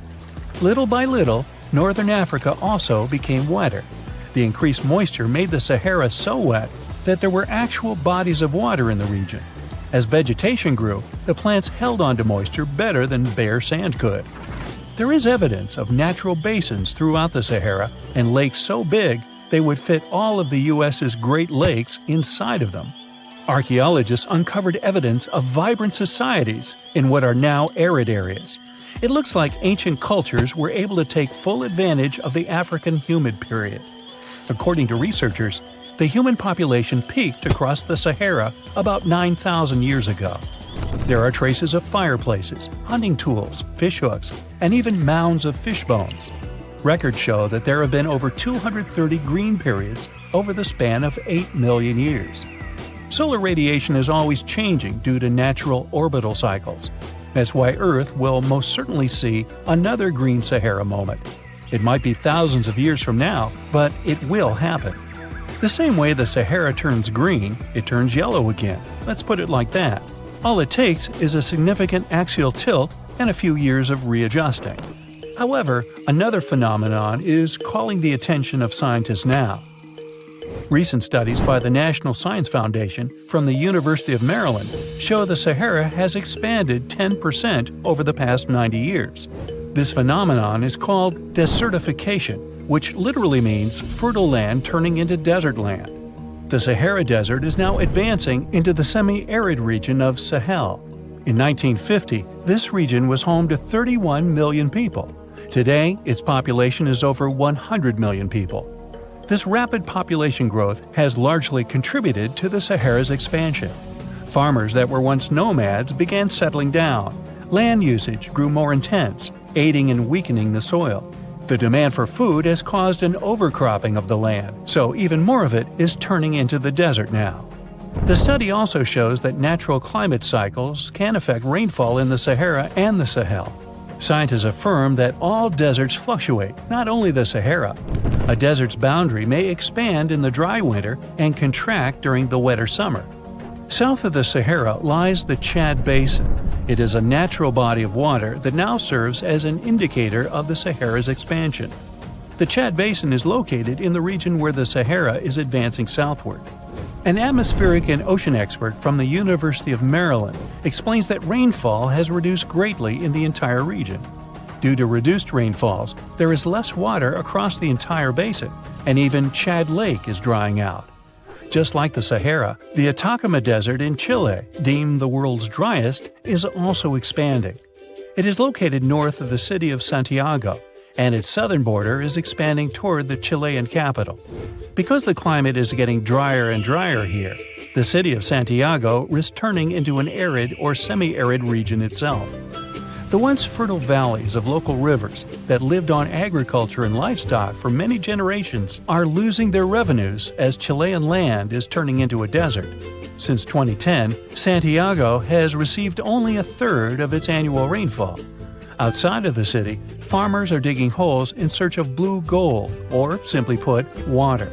The situation here is very similar to that of Sahel. So tell me this, were you as surprised as I was to find out what has been happening in the Sahara region? Feel free to share in the comments below.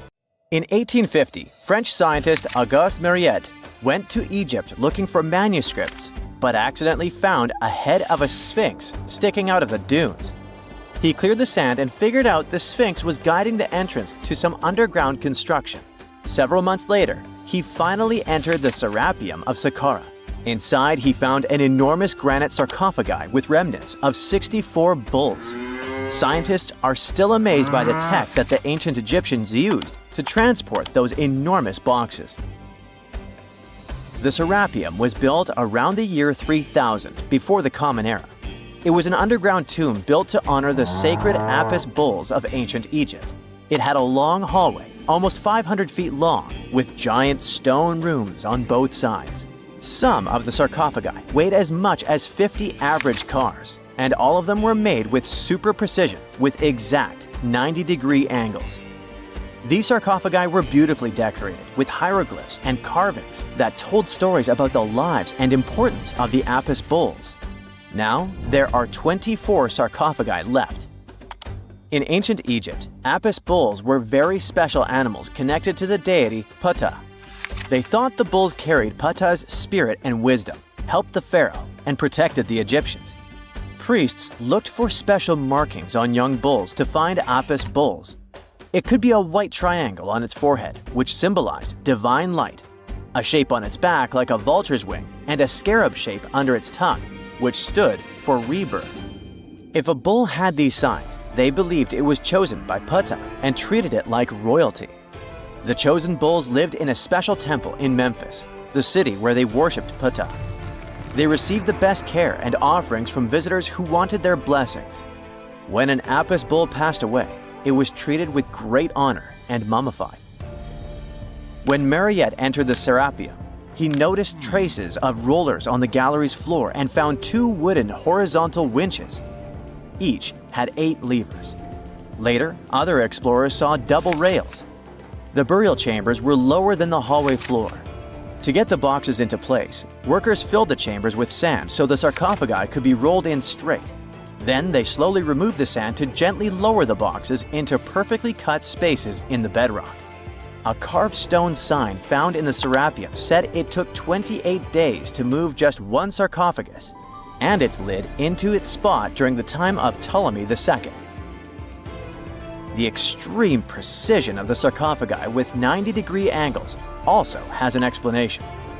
Ancient Egyptians wrote texts, or rather, papyrus, on geometry a long time ago.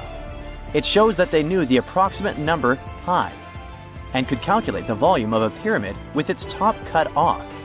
If they could figure out complicated math like that back then, it makes sense that they could also carve perfectly flat surfaces 500 years later. All this sounds pretty legit, but some people think certain things don't add up here. The size of boxes is way larger than the size of bulls, yet they buried pharaohs in tiny coffins that barely fit their bodies. The sarcophagi are made out of granite with crazy precision, and they could have just used limestone, which would have made things way easier. The transportation of the boxes seems pretty simple, but only in theory. If one person could pull about 440 pounds, then at least 250 people would be needed to pull just one box. The tunnels in the Serapeum are really narrow, only about 2 feet wider than the boxes themselves. There's no way hundreds of people could have squeezed into those tight spaces to pull the boxes. And even if they did, how would they turn the box in the cramped corridor, lower it into its niche, and place it perfectly in the middle? Somehow they did this 24 times, and every box is centered perfectly. Plus, the chambers were dusty, and there were no signs of soot from lamps. This means they must have worked in almost complete darkness. The real use of the boxes could also be different. A long time ago, even before the Egyptian pharaohs ruled, the local people already knew how to use fermentation. It happens when tiny organisms called yeast eat certain ingredients like starch and turn them into gas and ethanol. So someone in ancient Egypt probably put food like barley, bread, and even meat inside a giant stone box, then closed it tight with a heavy lid. These stone boxes, carved from granite, were so precisely made that they were almost completely sealed, so nothing could escape from it. As the yeast inside the box started working, it created more and more CO2 gas. It built up pressure inside the box. The granite boxes were incredibly strong. They could handle more pressure than a car tire can hold. When granite was squeezed under such pressure, its crystals produced a tiny electric charge. This effect was possible because granite contains quartz, a material that reacts to pressure this way. The process also needed meat or animal parts, possibly to help the yeast grow better. Meat contains something called oleic acid, which yeast needs to keep growing and to survive the bad effects of the ethanol it produces. As the pressure inside the box kept growing, the combination of gases and electricity made these boxes not just ancient fridges, but powerful energy systems. Over time, the pressure inside got so strong that it could push the lid open and the gas would escape with a pop. But when people rediscovered the Sarapium in 1850, they found old drawings that showed piles of stones stacked on top of some of the box lids. So, someone long ago probably tried to make the lids even heavier by adding extra weight to make it harder for the gas pressure to push them open. This extra weight also meant the quartz crystals in the granite could keep creating more electricity under all that pressure. If someone opened one of these stone boxes thousands of years later, they would only find bones from bulls that were placed in the box. And that's exactly what Mariette discovered in the 1850s. They opened the Serapeum for visitors soon after the first excavations in the second half of the 19th century. Prince of Wales even had a luncheon with his guests in one of the sarcophagi. Sands and earthquakes made the site inaccessible for a while, but now you can visit it again and try to solve the mystery yourself. With new tech, we could have answers to many other historical mysteries soon. A team of scientists at Chicago's Field Museum of Natural History recently used a special CT scanner to learn more about ancient Egyptian mummies without unwrapping them. They gently rolled 26 mummies on custom carts out to the parking lot, where the scanner was waiting. It took thousands of detailed X-ray pictures of each mummy and their coffins. When all the pictures were put together, they created 3D images that showed what was inside, the skeletons, and some artifacts. The scientists hope these images will help them understand ancient Egyptian burial practices from over 3,000 years ago. Even though the scanning process only took 4 days, it might take 3 years to study all the data. But scientists were able to learn some personal details about the mummies. One of the most popular mummified individuals at the museum, Lady Chineta, was a woman who lived in ancient Egypt about 3,000 years ago. It looks like she passed away in her late 30s or early 40s. To make sure her body looked complete for the afterlife, embalmers put stuffing in her neck to keep it from collapsing. They also placed artificial eyes in her sockets, so she would have eyes in the next world. She was wrapped in fancy linen and placed in a beautifully decorated coffin. The scans revealed that it had been carefully crafted with a slit at the back, which embalmers used to fit the body. There were also some artistic details on the surface, like markings for her knees. It looks like her burial was on the scale of a high-end luxury car. For more than 3,000 years, the gold mask of Pharaoh Tutankhamun stayed hidden in the Valley of the Kings. This artifact, which stands about 21 inches tall, shows how skilled and artistic the ancient Egyptians were.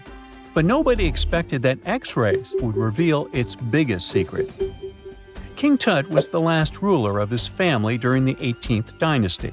He took the throne at just 9 years old, but ruled for only 10 years before he passed away unexpectedly. If we're being honest, back in ancient Egypt, he was mostly forgotten by the rulers who came after him. His tomb wasn't a big deal for them, so much so that even the grave robbers forgot about him. It might sound a bit sad, But the truth is that it was actually great news for us. Since his tomb was practically forgotten, it ended up being perfectly preserved. While the other tombs in the Valley of the Kings were looted, his remained sealed and untouched. So when it was discovered back in 1922, it had over 5,000 precious objects inside. That made Tutankhamun basically an instant celebrity and one of the best-known pharaohs nowadays. Among the treasures was the most stunning piece, his golden mask. This mask is said to be an exact image of the king's face, or at least it was supposed to be, but we'll get to that later. The purpose of this accurate representation of his face was to make sure that his soul would recognize him in the afterlife and return to his mummified body. In ancient Egyptian beliefs, this would allow him to continue living in the afterlife. The details of the mask clearly looked incredibly difficult to create, but people didn't realize how complex it truly was until many years later. The first X-rays of the mask were taken in 1967. Back then, the main reason for these scans was practical – conservation. The mask was heading to Paris for an exhibition, and it was the first time it had ever left Paris. This would help them keep track of any changes during the exhibit. Plus, the images could give clues about how the mask was made, but back then, they probably didn't fully realize just how complex its construction was. I mean, Egyptian goldsmiths didn't use modern soldering techniques, so how did they make this mask? New X-rays taken in 2007 gave us some answers. It turned out the Egyptians didn't use pure gold, which is 24 carats.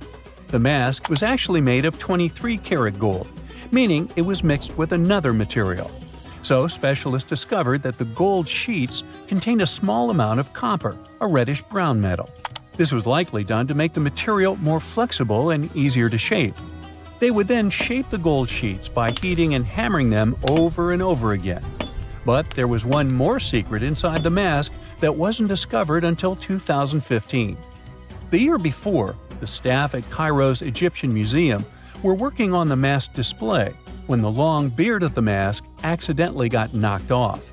Another theory is that the beard had become loose over time and just fell off. Either way, the fact that King Tut's beard came off caused a lot of stress.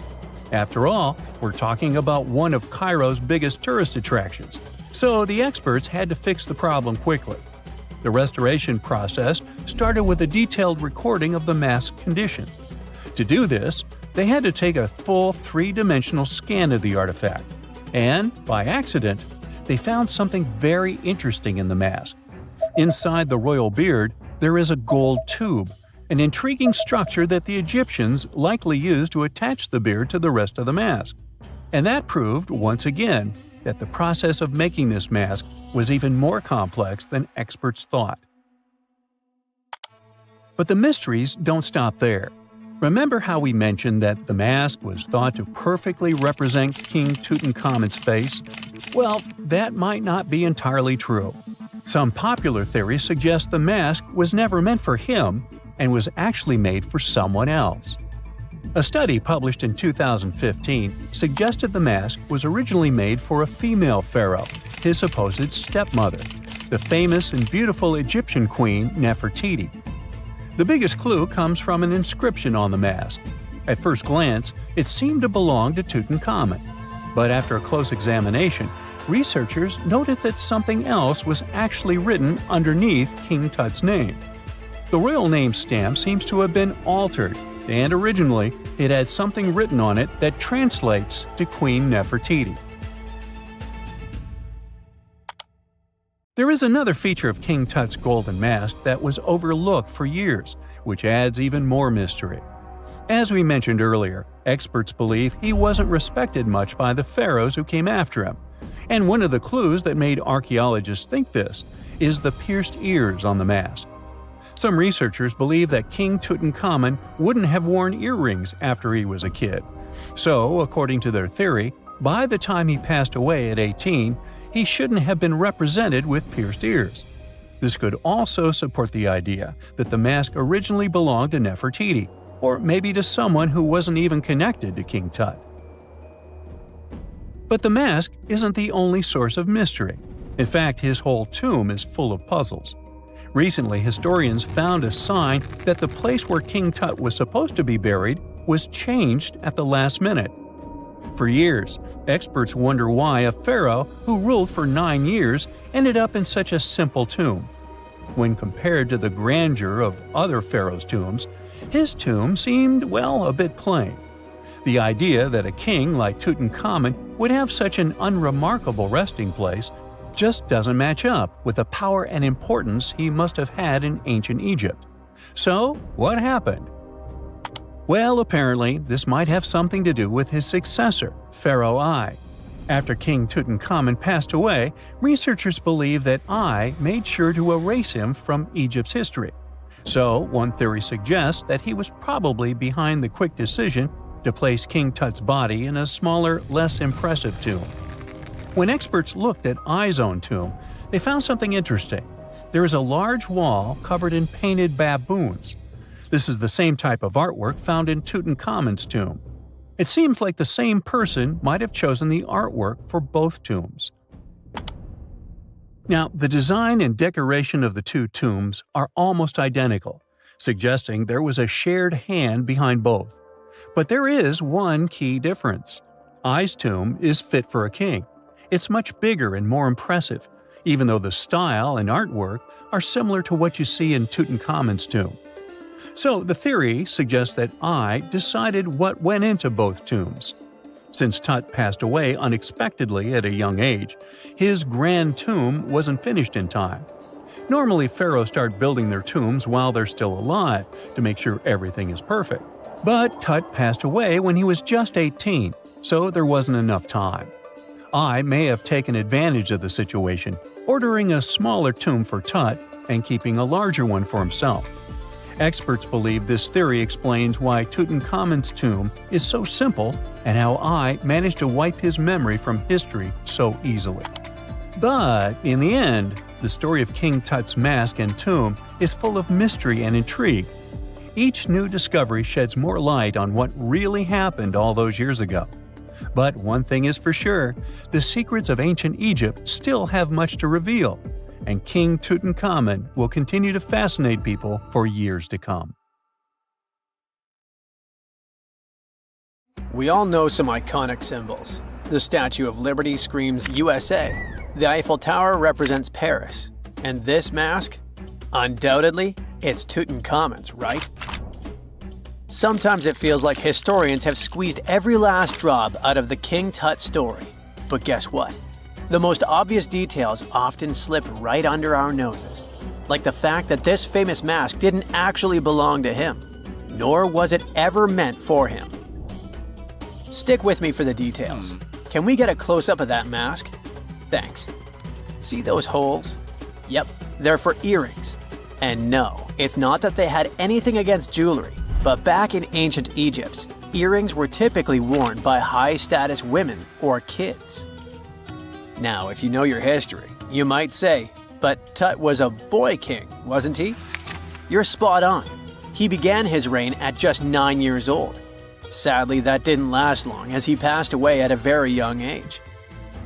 So when he was 9, he might have worn earrings, but he probably took them off when he hit that no earrings age. Sounds reasonable, right? Actually, not quite. That would have been pretty strange since nobody expected him to pass away young. Certainly not at 9. So no one was preparing a kid's mask for a burial. It's this untimely demise that suggests the mask used was simply the best option available when Tut passed away. There are more clues pointing to the idea that the mask was found in a hurry. Let's think about this. Even though Tut was mummified and his body could wait a bit, his loved ones wanted him to reach the afterlife ASAP. Some experts even believe the paint in the tomb was still wet when it was sealed. But look at his mask. It's a masterpiece. There's no way it was made in a rush. It's way more elaborate than other simpler cartonnage pieces. The renowned mask of King Tut stands 21 inches tall, adorned with precious stones, and features a golden beard that weighs 5.5 pounds, making the entire mask 22.5 pounds. Okay, I'm a bit confused here. So it seems like it was probably a kid's mask, But it had a beard? I've never seen a 9-year-old with a goatee, and I'm guessing you haven't either. Just think about it. A grown man's face compared to a kid's face.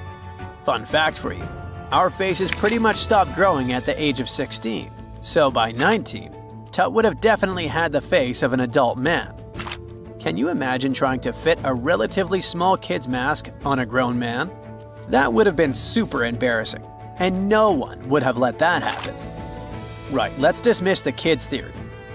Now the second option, if you remember, is that the mask could have originally belonged to a woman. This is where the beard theory comes into play. Some researchers believe the beard might have been added later on. Here's another twist. What if the mask was actually made for Nefertiti herself, who ended up maskless? In this case, there are two discoveries. Two birds with one stone. For now, it sounds like a conspiracy theory, I know. But let's give it a shot and delve deeper into the details. So, Tut passed away in around 1323 BCE, probably due to malaria. He had other health issues too, like when he broke his leg, and records suggest he wasn't in the best shape. As for Nefertiti, we have no solid data about her demise. Plus, nobody knows exactly when or where she was buried. The supposed year when she passed away is around 1330 BCE, but she could have lived longer, and the mask was intended and prepared for her. Or maybe they just took her mask right from the burial chamber. After all, they were family. Well, sort of. She was said to be his stepmom, having been married to Akhenaten, who was likely Tut's father. But this is not 100% accurate. Some scientists doubt it. Ah, these ancient Egyptian families. It's hard to keep track of who's who. I know, you're not yet convinced that Tut wore a lady's mask. Let me share one more theory with you.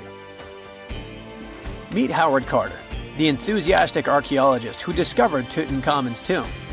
It was located in the Valley of Kings outside Luxor and, to everyone's surprise, was nearly intact. When he entered, he noticed something odd. This didn't feel like a pharaoh's burial chamber. It was classy and all, but it had a vibe that suggested it was made for a woman. Typically, Egyptian pharaohs had larger tombs that suited them better, and even more strangely, it was oriented to the right of the entrance. This didn't add up. That orientation was typical for female chambers, which Egyptian queens used. Another red flag was that the chamber appeared to have been built in stages, and all the artifacts, around 2,000 of them, seemed hastily placed there. Even more curious, they looked like they were meant for other royals. Carter discovered this burial site in 1922, but it remained a mystery as to why it was so bizarre. Almost a century later, Nicholas Reeves thought he may have solved the puzzle. He claimed that King Tut might not have been the original resident of the tomb. Instead, he suggested that the undisturbed resting place of the legendary Queen Nefertiti could be hidden behind the walls of the boy king's burial chamber. Nicholas studied high-resolution photos for months, meticulously examining every pixel. One day, he focused on detailed scans that revealed the texture of the tomb's walls beneath layers of paint. He spotted what he believed to be outlines of two doorways that had been blocked and plastered over to hide them from view. The more he looked, the more it seemed real. Could it be a tomb within a tomb? Nicholas theorized there was a hidden storeroom behind the western wall of King Tut's tomb, and his chamber might just be the outermost section of a larger corridor-style network of rooms. It all sounds fancy, but sorry to break it to you, Reeves' theory was debunked. To find out if he was onto something, experts had to use ground-penetrating radar to see the unseen. Reeves' idea was that if there were gaps, it could indicate the presence of additional rooms. And at first, in 2015, one expert even thought he had found a hidden room. But the glory didn't last for long. A year later, after double-checking, it turned out there were no hidden doorways. By the way, Nefertiti isn't the only legendary woman from Egypt whose burial site remains a captivating mystery. There's a cool legend about Cleopatra that you might enjoy. It's said that she once declared, "No man will ever find my tomb." Kind of fitting, right? After all, the person who's come closest to uncovering her final resting place is a woman. Fast forward a few millennia after she passed away, and while no man has located it, archaeologist Kathleen Martinez believes she might have cracked the code. She's been on the quest for Cleopatra VII's tomb for nearly 20 years, and recently discovered a bust that she thinks represents the famous queen. However, not everyone is on board with her claim. Some experts argue that the bust doesn't resemble Cleopatra at all. Alongside this intriguing marble statue, Martinez's team also unearthed 337 coins, some of which, less controversially, feature Cleopatra's likeness. But the real part is that it's still not officially confirmed. There's no doubt about the existence of the small bust. It's carved from white marble, fits in one hand, and shows a woman wearing a royal crown, according to a translated statement from the Egyptian Ministry of Tourism and Antiquities. The big question, though, is who it actually depicts. While Martinez insists this statue is a representation of Queen Cleopatra VII, many other archaeologists argue that the facial features don't match, suggesting it likely belongs to a princess instead. Sorry, I can't resist the temptation of breaking the magic for a moment. Some folks believe that the whole idea of "no man will find my tomb" is misunderstood. Even if she did say it, what she probably meant was "no living soul," and it wasn't about gender at all. It can as well be just a beautiful legend. Toodaloo! The ancient city of Taposiris Magna is hidden on the northern coast of Egypt. These days it has very little of its former glory, but what lies beneath it may hold the secret to uncovering a famous mystery, that of Cleopatra, the most memorable Egyptian queen in history. The recently discovered tunnel is also known as a geometric miracle for its time. Excavations have uncovered a 43-foot-long structure below the ground, which is partially submerged in water. Its shape and construction technique are similar to that of the Abydos tunnel, another amazing ancient discovery. This one is located in Greece and was built by excavating simultaneously from 2 points, aiming to have them meet in the middle. The use of math and geometry to make this construction was astonishingly precise for those days, more so since it was built near a mountain. Archaeologists that have been working on the Taposiris Magna site since 2004 believe this tunnel may lead to the lost tomb of Cleopatra. The clues they found so far seem to back up this theory. For starters, the city and its temple were built by one of Cleopatra's ancestors, Ptolemy II. All the architecture seems to indicate it was dedicated to the ancient spirit Osiris and his queen Isis. Throughout her reign, Cleopatra did try to associate herself with Isis, so it may be no surprise she chose this location as her final resting place. Scientists have yet to pinpoint Cleopatra's tomb, but research continues with the help of modern technology. To study this location better, archaeologists have even used a special device called ground-penetrating radar. This tool allows us to analyze what lies beneath the ground without being intrusive. Since this tunnel is so old, research needs to be done very delicately. Seeing pictures of what's underground before you start digging is incredibly useful and has been done here since 2011. Finally discovering Cleopatra's tomb may help us piece together her story, especially what might have happened during the last portion of her life, which is still surrounded by mystery. We still don't know the exact cause of her passing. Some believe she may have let herself be bitten by a poisonous Egyptian cobra. Others have suggested that she was well accustomed to toxic substances, even hiding some in her hairbrush in case she ever needed it. But that's not to say she chose to use it on herself. We do have a lot of other interesting information on Cleopatra that's equally as impressive, like the fact that she had a stylist. Most of the images you've seen depicting this famous queen show her wearing black eyeliner. This look was put together by Abydos, a woman known to have been her personal beautician. She traced the long line from her eyes to her temples, a makeup technique still used today to enhance the eyes. Abydos was an important figure throughout Cleopatra's life, known also as her confidant and close friend. There are even theories that suggest Abydos was there by her side when she passed away. Despite her well-thought-out looks, Cleopatra wasn't as pretty as she's described. Or at least, that's what recent research has pointed out. Sure, if we look at movies and modern imagery, she's depicted as this incredibly beautiful woman with symmetrical and delicate features. However, if we look at coins showcasing her image from back in the day, her looks are rather average. Her image on the coins might have been adjusted, too, to make the queen look stronger in the eyes of her people. So there is no trusted source available to confirm her image, but her description in most pieces of ancient literature speaks of her other qualities, like her voice and personality, not of her beauty. Cleopatra might have been the most famous Egyptian queen to this day, but she wasn't the first choice. She did have an older sister, Berenice, that was initially supposed to take the throne. Berenice passed away before she could do that, so Cleopatra took on the role and began investing in her education. She traveled throughout the country quite frequently, so she could become accustomed to her people and their needs. She was only 18 when the responsibilities were passed down to her, and immediately gained popularity because of her intelligence and education. Her taste in literature was quite good too. She was known to be a fan of Homer, the famed Greek philosopher and poet. Cleopatra loved to write as much as she loved to read. There are even claims that she wrote a book on medicine and cosmetics, but we have no evidence to this day that such work ever existed.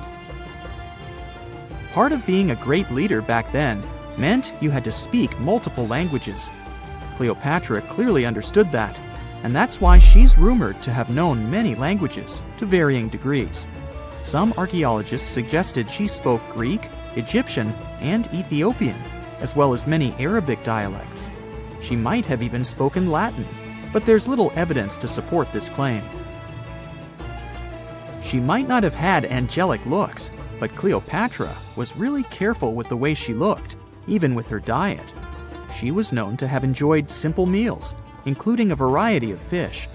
Since she lived close to the Mediterranean Sea, it's really no surprise. As a treat, she liked to eat stuffed pigeons, which she also served to her guests. Other dishes on the menu included vegetables and fava bean soup. Fruits and nuts weren't missing from her diet either, and she was also a big fan of honey. Recently, a team of experts has even tried to recreate her famous perfume. Think of it like the ancient equivalent of Chanel No. 5. Cleopatra was known to be a fan of luxurious scents, which she believed could even influence how people treated her when they met. The basis of this scent is myrrh, a resin gathered from a local tree. Other ingredients added to the mixture were also found back in the day, like cardamom, olive oil, and cinnamon. The results may not be quite as delicate as the perfumes we know and use today. Its consistency was way thicker, and the scent lasted way longer. When she was at the height of her power, Cleopatra might have been the richest person in the world. Back in the day, she ruled over a territory that stretched across the Mediterranean, from modern-day Libya in the west through Egypt to Syria in the east. This is the largest territory ever ruled over by a woman. In today's currency, her worth might have been somewhere around $95 billion. The calendars we use today may have been introduced by Cleopatra herself. She presented the idea of leap years and leap days to Caesar, the Roman emperor she was known to have been close with. Taking her advice, Caesar made these adjustments part of the official Roman calendar. The ancient Egyptians already knew the year was longer than precisely 365 days. They discovered this by studying the brightest star in the sky, called Sirius, and concluded that a year is actually 365 1/4 days long. It was Elizabeth Taylor that famously introduced Cleopatra to pop culture when she played her in the 1963 film bearing the same name. Up until that point, it was the most expensive film ever made. It was originally supposed to cost somewhere around $2 million, but ended up costing a mind-boggling $44 million. That's mostly because of script and production issues. To make this iconic movie, producers created 79 sets from scratch, as well as over 26,000 costumes for the cast. Elizabeth Taylor's Cleopatra costumes alone cost somewhere around $200,000. Thankfully for the producers, the movie made headlines and was well received by critics, making it a box office success. A lot of people associate Cleopatra with another famous Egyptian ruler, King Tutankhamun, nicknamed King Tut. Surprisingly, apart from both of them being Egyptian pharaohs, they have nothing else in common. For starters, King Tut lived around 1300 years before Cleopatra did, and there is also no connection regarding their ancestry. Cleopatra had Macedonian Greek roots, while King Tut was a native Egyptian. The first photograph was taken in 1826. Yeah, there I am, way in the background. I'm waving. From then on, we've had countless images taken all over the world.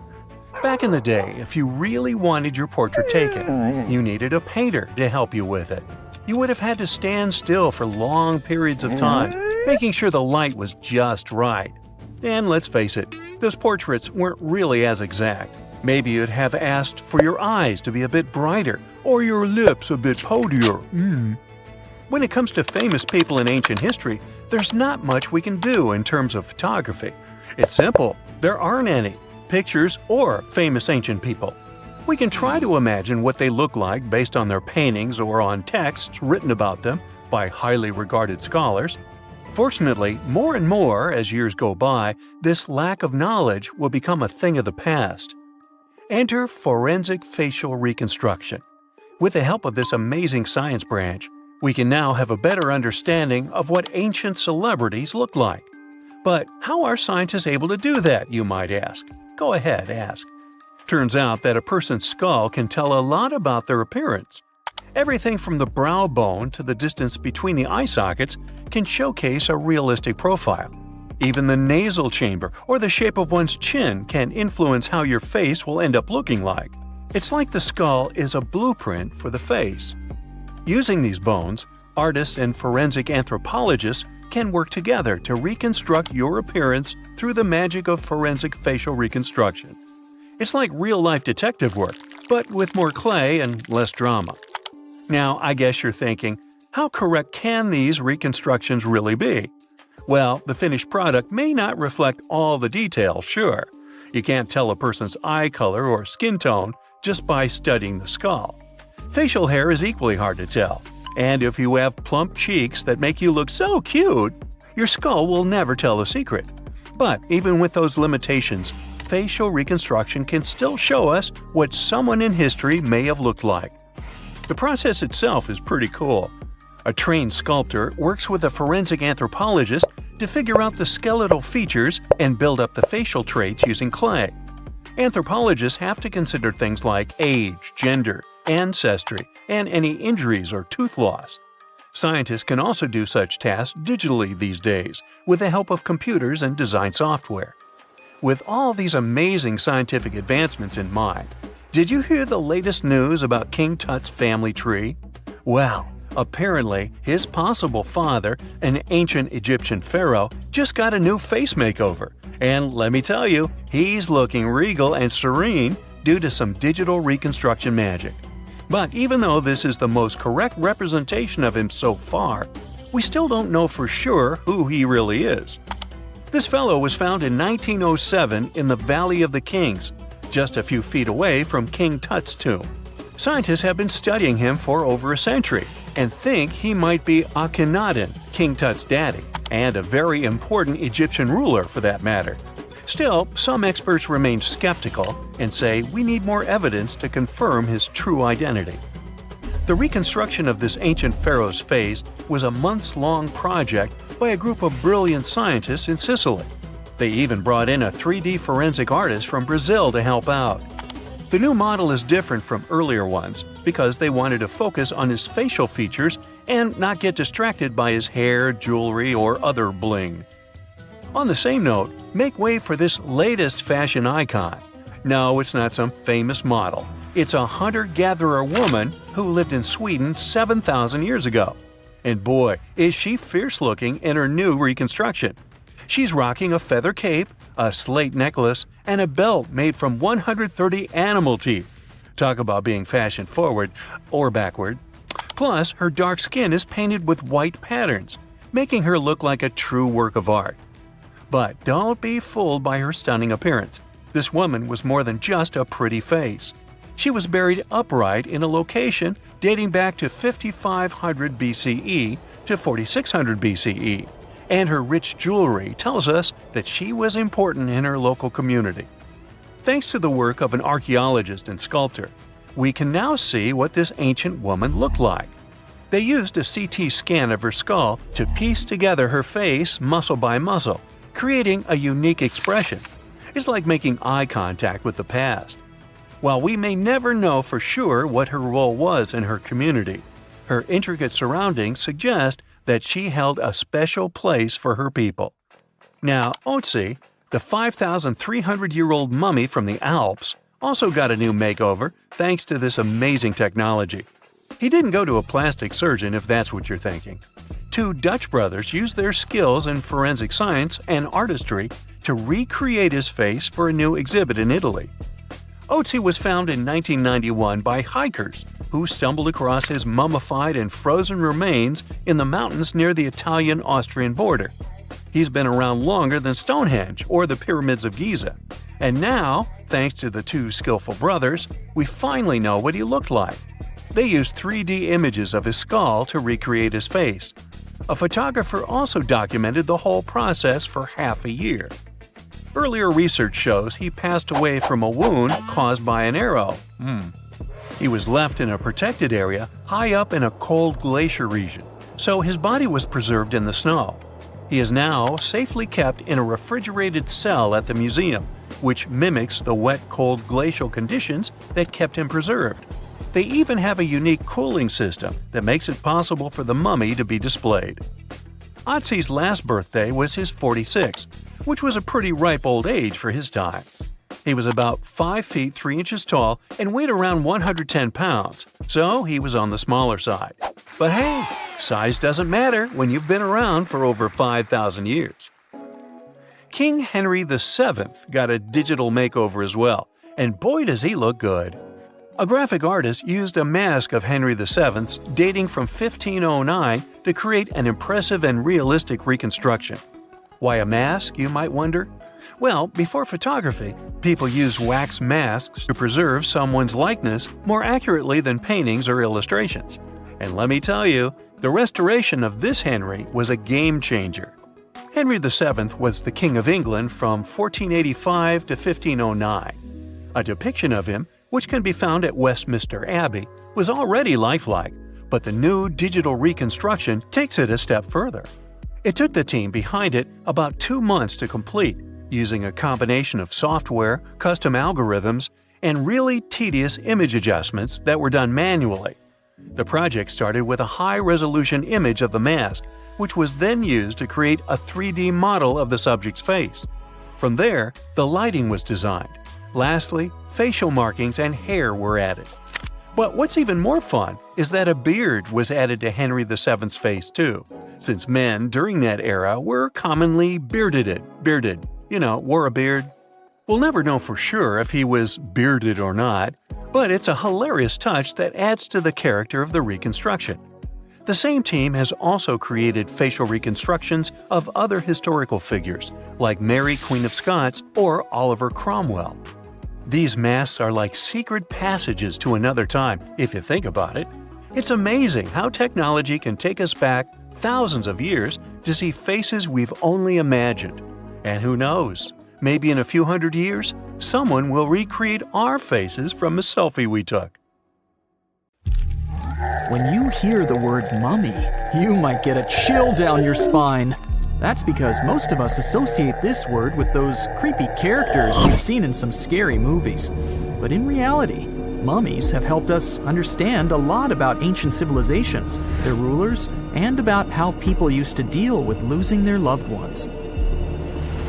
The people most famous worldwide for their mummies are the ancient Egyptians. They believed that some sort of existence after passing away was possible, if certain conditions were met. That's why they insisted on preserving the human body through the process of mummification and placing the mummy in a furnished tomb, kind of like giving it a fully functioning apartment of its own. Why did they believe in this? Well, because they were deeply connected to their natural environment for the most part. They saw the natural cycles around them, like how the sun rose every day, followed by the moon, or how new life was always sprouting from plants, even after they had wilted away.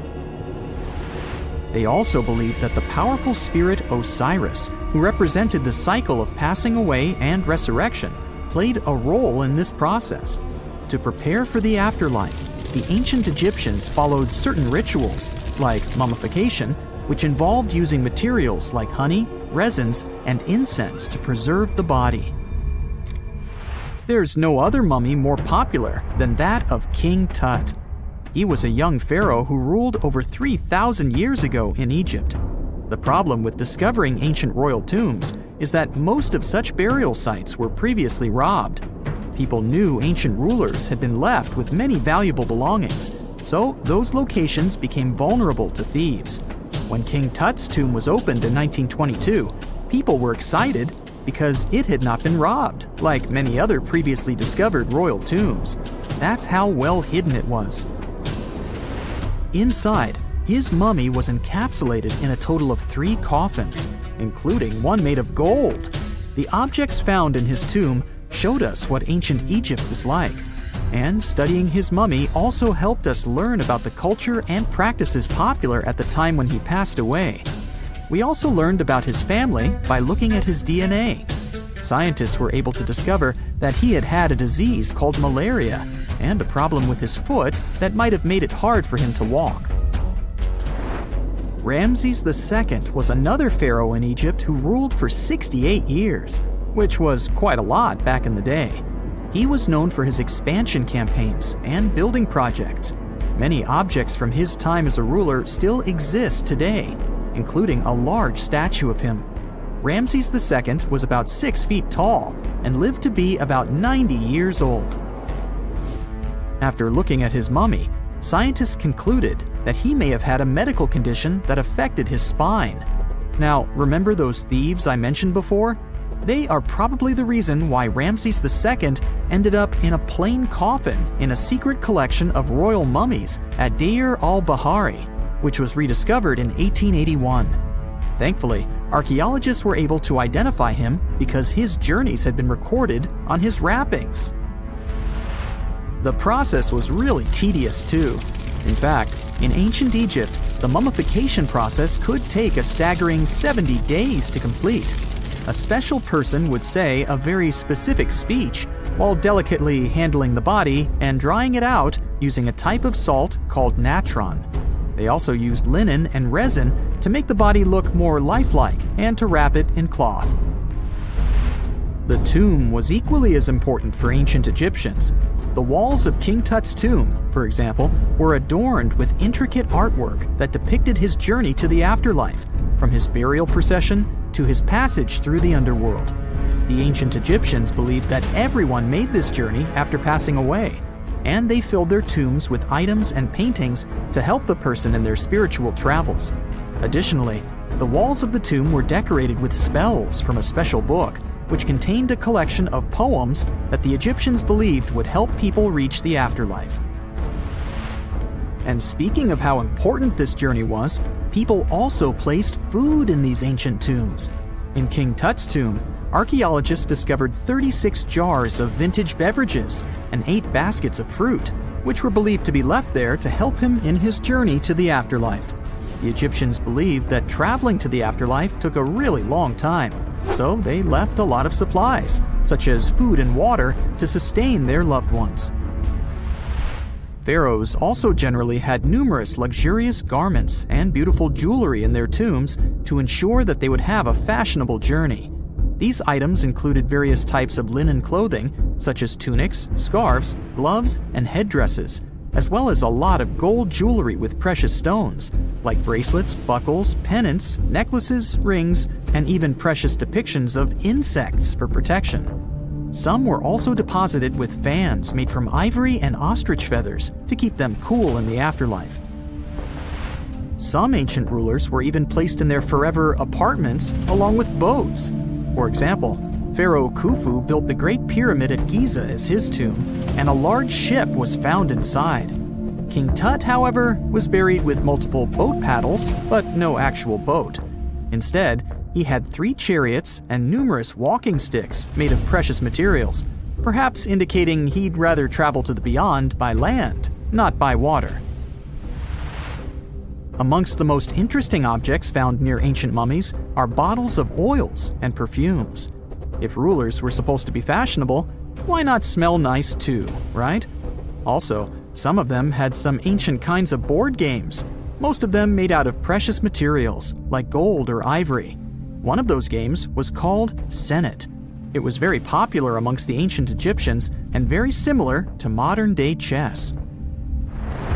The ancient Egyptians may have the most famous mummies out there, but they weren't the first to invent the procedure. In fact, it all started in South America with an ancient civilization named the Chinchorro. As far as we know today, these people were the first to mummify their loved ones that had passed away. They did it somewhere around 2,000 years before the Egyptians started their own rituals. Sure, we can tell a lot about ancient rulers by studying these mummies, but until recently, we had no idea what they really looked like during their lifetime. Not so long ago, though, some very special mummy paintings were found by archaeologists studying ancient Egyptian objects. These mummy portraits are highly detailed paintings of individuals that were made while they were still alive. Such paintings were often painted on wood, as opposed to the classical portraits we all know about, which are painted on canvas. They are known for their realism and beauty, and have even been used by researchers to diagnose diseases by comparing them to the corresponding mummies. Some of these portraits also include depictions of jewelry, which was later found on the mummies. The recent discovery of these mummy portraits in Central Egypt is significant, as it marks the first time in over a century that such paintings have been found. Mummies appeared all around the world naturally, too.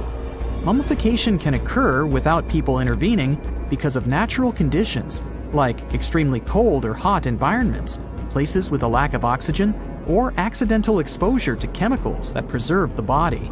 These conditions don't allow bacteria to grow, resulting in the body remaining more or less intact. Famous Otzi was one of these mummies.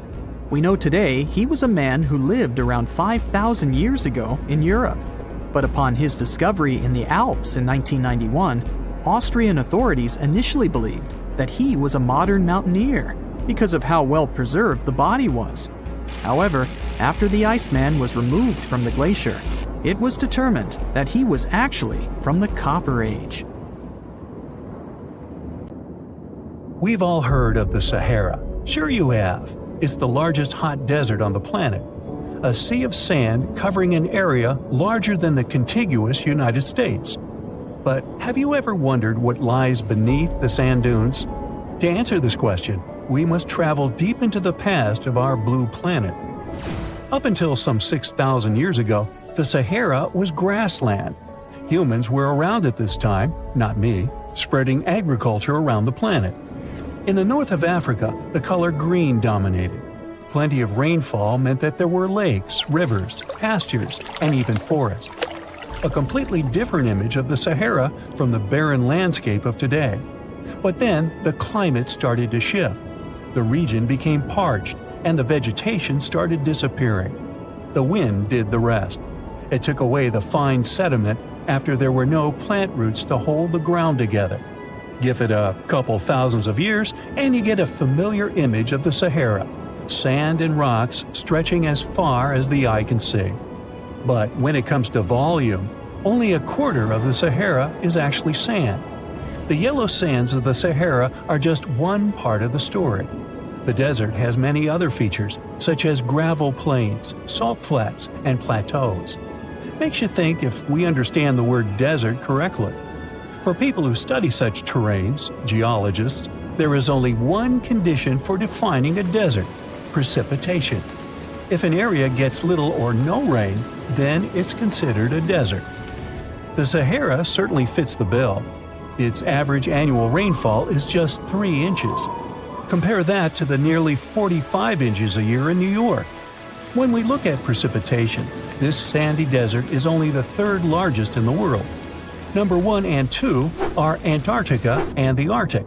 They are larger than the Sahara by millions of square miles. It sounds odd, but there is more than one type of desert. The first 2 are polar deserts, while the Sahara is a subtropical desert. But the difference in air temperature are staggering. In Antarctica's interior, temperatures plummet to minus 76 degrees Fahrenheit. Compare that to the highest temperature on record in the Sahara of 136 degrees Fahrenheit. But this desert has a cool side. At night, the temperature is roughly the same as the average yearly temperature in Denmark. This hot and cold roller coaster makes it hard to choose the right outfit when venturing into the Sahara. And what about the sand? How deep is it actually? The depth varies between 70 and 140 feet. That's not too deep. If you put the Statue of Liberty in a tall dune, half of it would still stick out of the sand.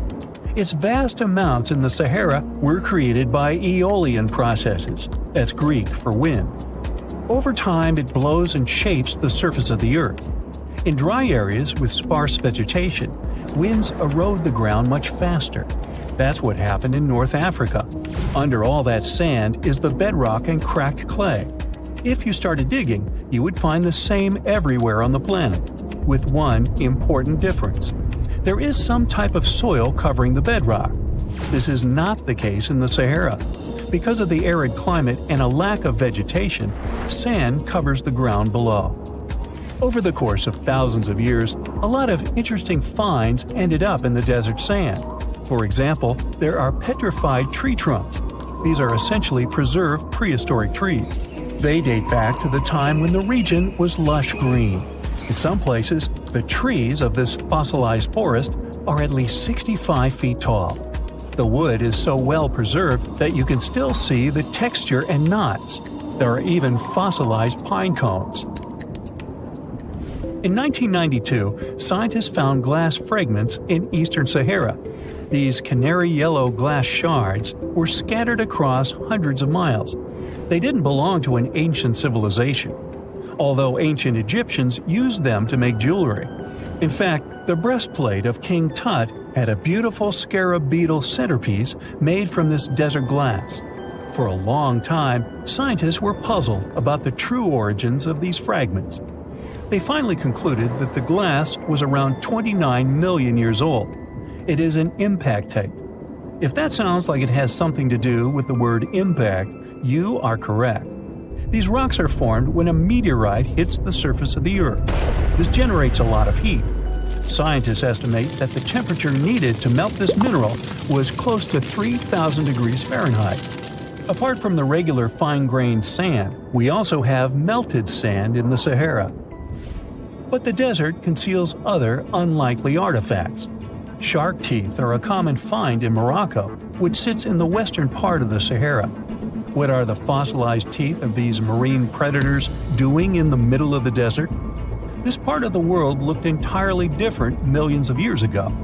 There was a sea cutting right through what is now a desert. The Trans-Saharan Seaway ran the length of present-day Algeria and Mali. It was around 165 feet deep. That was enough for all sorts of aquatic animals to inhabit it. Large catfish, sea snakes, and of course sharks lived in the area. British archaeologists even unearthed a turtle shell in Mali in the 1980s. For centuries, there was even an entire city hidden under the desert. Timgad was a Roman outpost constructed by the Emperor Trajan around the year 100 in the current era. For various reasons, its residents abandoned it around the year 700. The sands of the Sahara soon engulfed the city. It had remained hidden for nearly 1,000 years. Then, in the 1700s, a Scottish explorer started digging out the city. His team first uncovered a sandstone triumphal arch 40 feet high, similar to the ones we can see in Rome and Paris today. An amphitheater soon popped out of the sand, and it was followed by well-preserved statues of Roman emperors. The Scotsman's find was so impressive that no one believed him at first. It took 2 more centuries for archaeologists to fully excavate the city during the 1950s. The site covers a surface as large as 10 polo fields. The ruins reveal the full mastery of Roman city planning. All the streets meet at a right angle in what is known as an orthogonal grid. You can find the same layout in modern cities such as New York. Historians estimate that during its heyday, 10,000 people called Timgad home. Different nationalities lived here, from Romans to people of African descent. Today, more than 2.5 million people live in and around the Sahara. They are spread across 11 countries in total, and their living space is growing. The desert is 10% larger than it was just a century ago. This process doesn't involve sand pouring out of the Sahara. The ecosystems on the edges of the desert simply change over time. The wind blows the soil away and vegetation dwindles, the perfect conditions for the formation of a desert landscape. These changes are happening in the Sahel, a region south of the Sahara Desert. That's why the African countries have recently come together for a project called the Great Green Wall. The primary goal is to stop the desertification of the Sahel and hold back the sands of the Sahara. Their plan is ambitious and involves planting a wall of trees from the west to the east of the African continent. The proposed forest is not only going to be long, but wide as well. The Sahara and the Sahel share a historic bond. Since antiquity, camel caravans have been making the journey from Africa's Mediterranean coast in the north to the savannas in the south. The golden age of this trade kicked off in the 9th century. The perilous journey took several months to complete. The route was 2.5 times longer than the length of the Grand Canyon. Explorers still find evidence of these ancient caravans hidden away under the sands of the Sahara. Mirror check. You've got your beige parka on, your chisel is packed, and your overnight plane ride to Saudi Arabia is booked. You know what this means, right? Unfortunately, you weren't cast in the remake of Dune. It just means that you're ready to go explore the world's largest desert areas in the hopes of uncovering prehistoric secrets about our ancestors. Let's get one thing straight. If you ever thought that deserts were empty spaces, think again. They might be filled with sand as far as the eye can see, but they also hold a lot of history, you know, because before humans settled down in cities and towns, we were nomadic people, and we traveled all around the globe looking for food, water, and shelter. So we had to come up with some interesting stuff to survive. Like this thing that was found in the desert of Saudi Arabia. Do you have any idea what this could have been? Over many years, scientists have discussed the origins and use of huge structures such as these ones. It seems our Neolithic ancestors were way smarter than we gave them credit for. They didn't spend all their hours around the fire carving weapons out of stone. No, they were also practicing their architectural skills. These huge stone structures are called desert kites, because if you look at them from a distance, well, they sort of look like kites. Archaeologists have arrived at the consensus that these kites were used to lure animals in. This way, it would make it easier for our ancestors to guarantee their week's food. But that's not all. Take a look at these monolithic structures right here. They show us that our ancestors probably drew on rocks, the blueprint of what they were going to build on the ground. Just like modern-day architects, desert kites could be miles long, so they drew out a plan before actually building them. The most surprising feature of all is that these kites were built even before things such as Stonehenge. We're talking around 7,000 to 9,000 years ago. Over the last decade, scientists have been able to identify over 6,000 desert kites spread across the Middle East and West and Central Asia. If you don't think this huge, try building something this large without the help of any drones. It looks like a pretty difficult feat to me.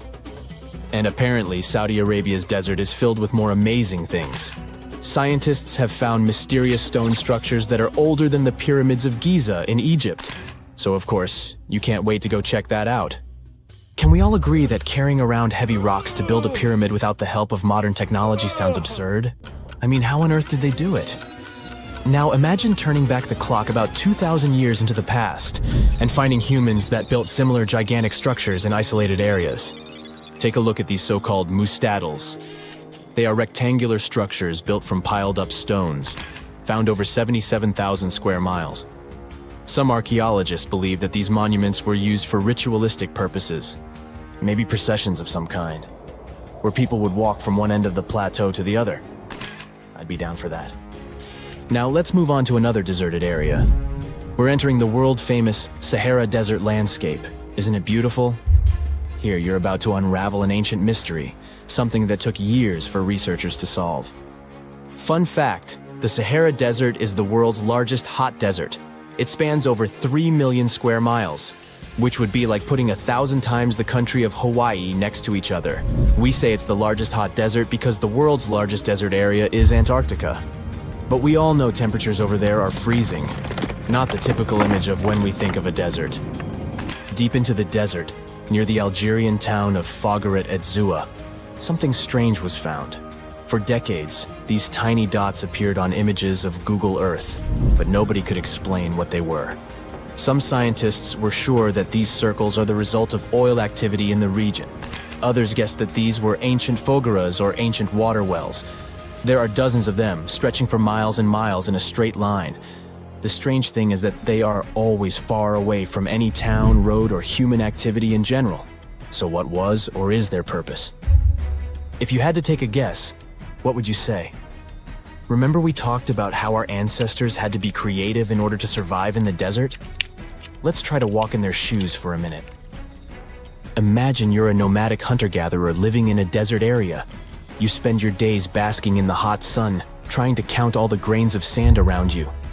But you also need to eat and drink water. But how on earth do you get water in a desert? Sure, you can hope to keep running into oasis every week or so, but that seems a bit risky, doesn't it? That's why North African people invented the so-called fogaras. The fogaras are a 2,500-year-old irrigation system.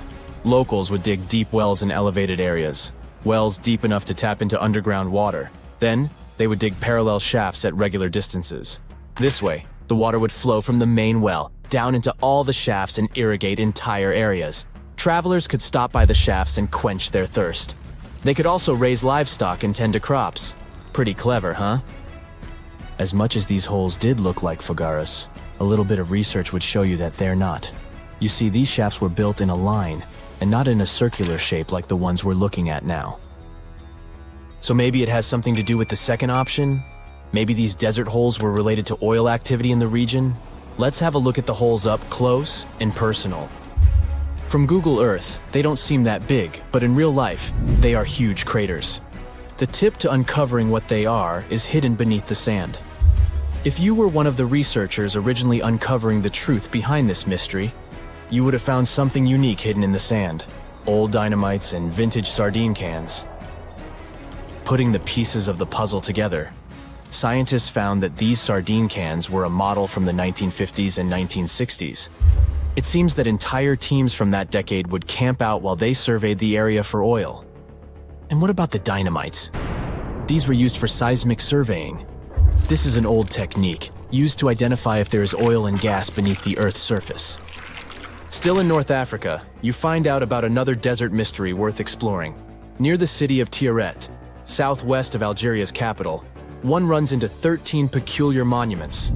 These structures are also called jadars, and yes, I am aware of how much that may sound like a Star Wars reference. They are pyramid-like in their shapes, and as far as scientists know, they were used as final resting places for the people who lived in the region. Can you guess who these were? Most likely the Berber nomads. And since we're talking about ancient stuff, they were probably built between the 4th and 7th centuries CE. Once scientists began to explore the insides of these monuments, they found they were pretty big inside. They found large underground vaults, chambers, and labyrinth-like corridors that gave way to over 20 compartments.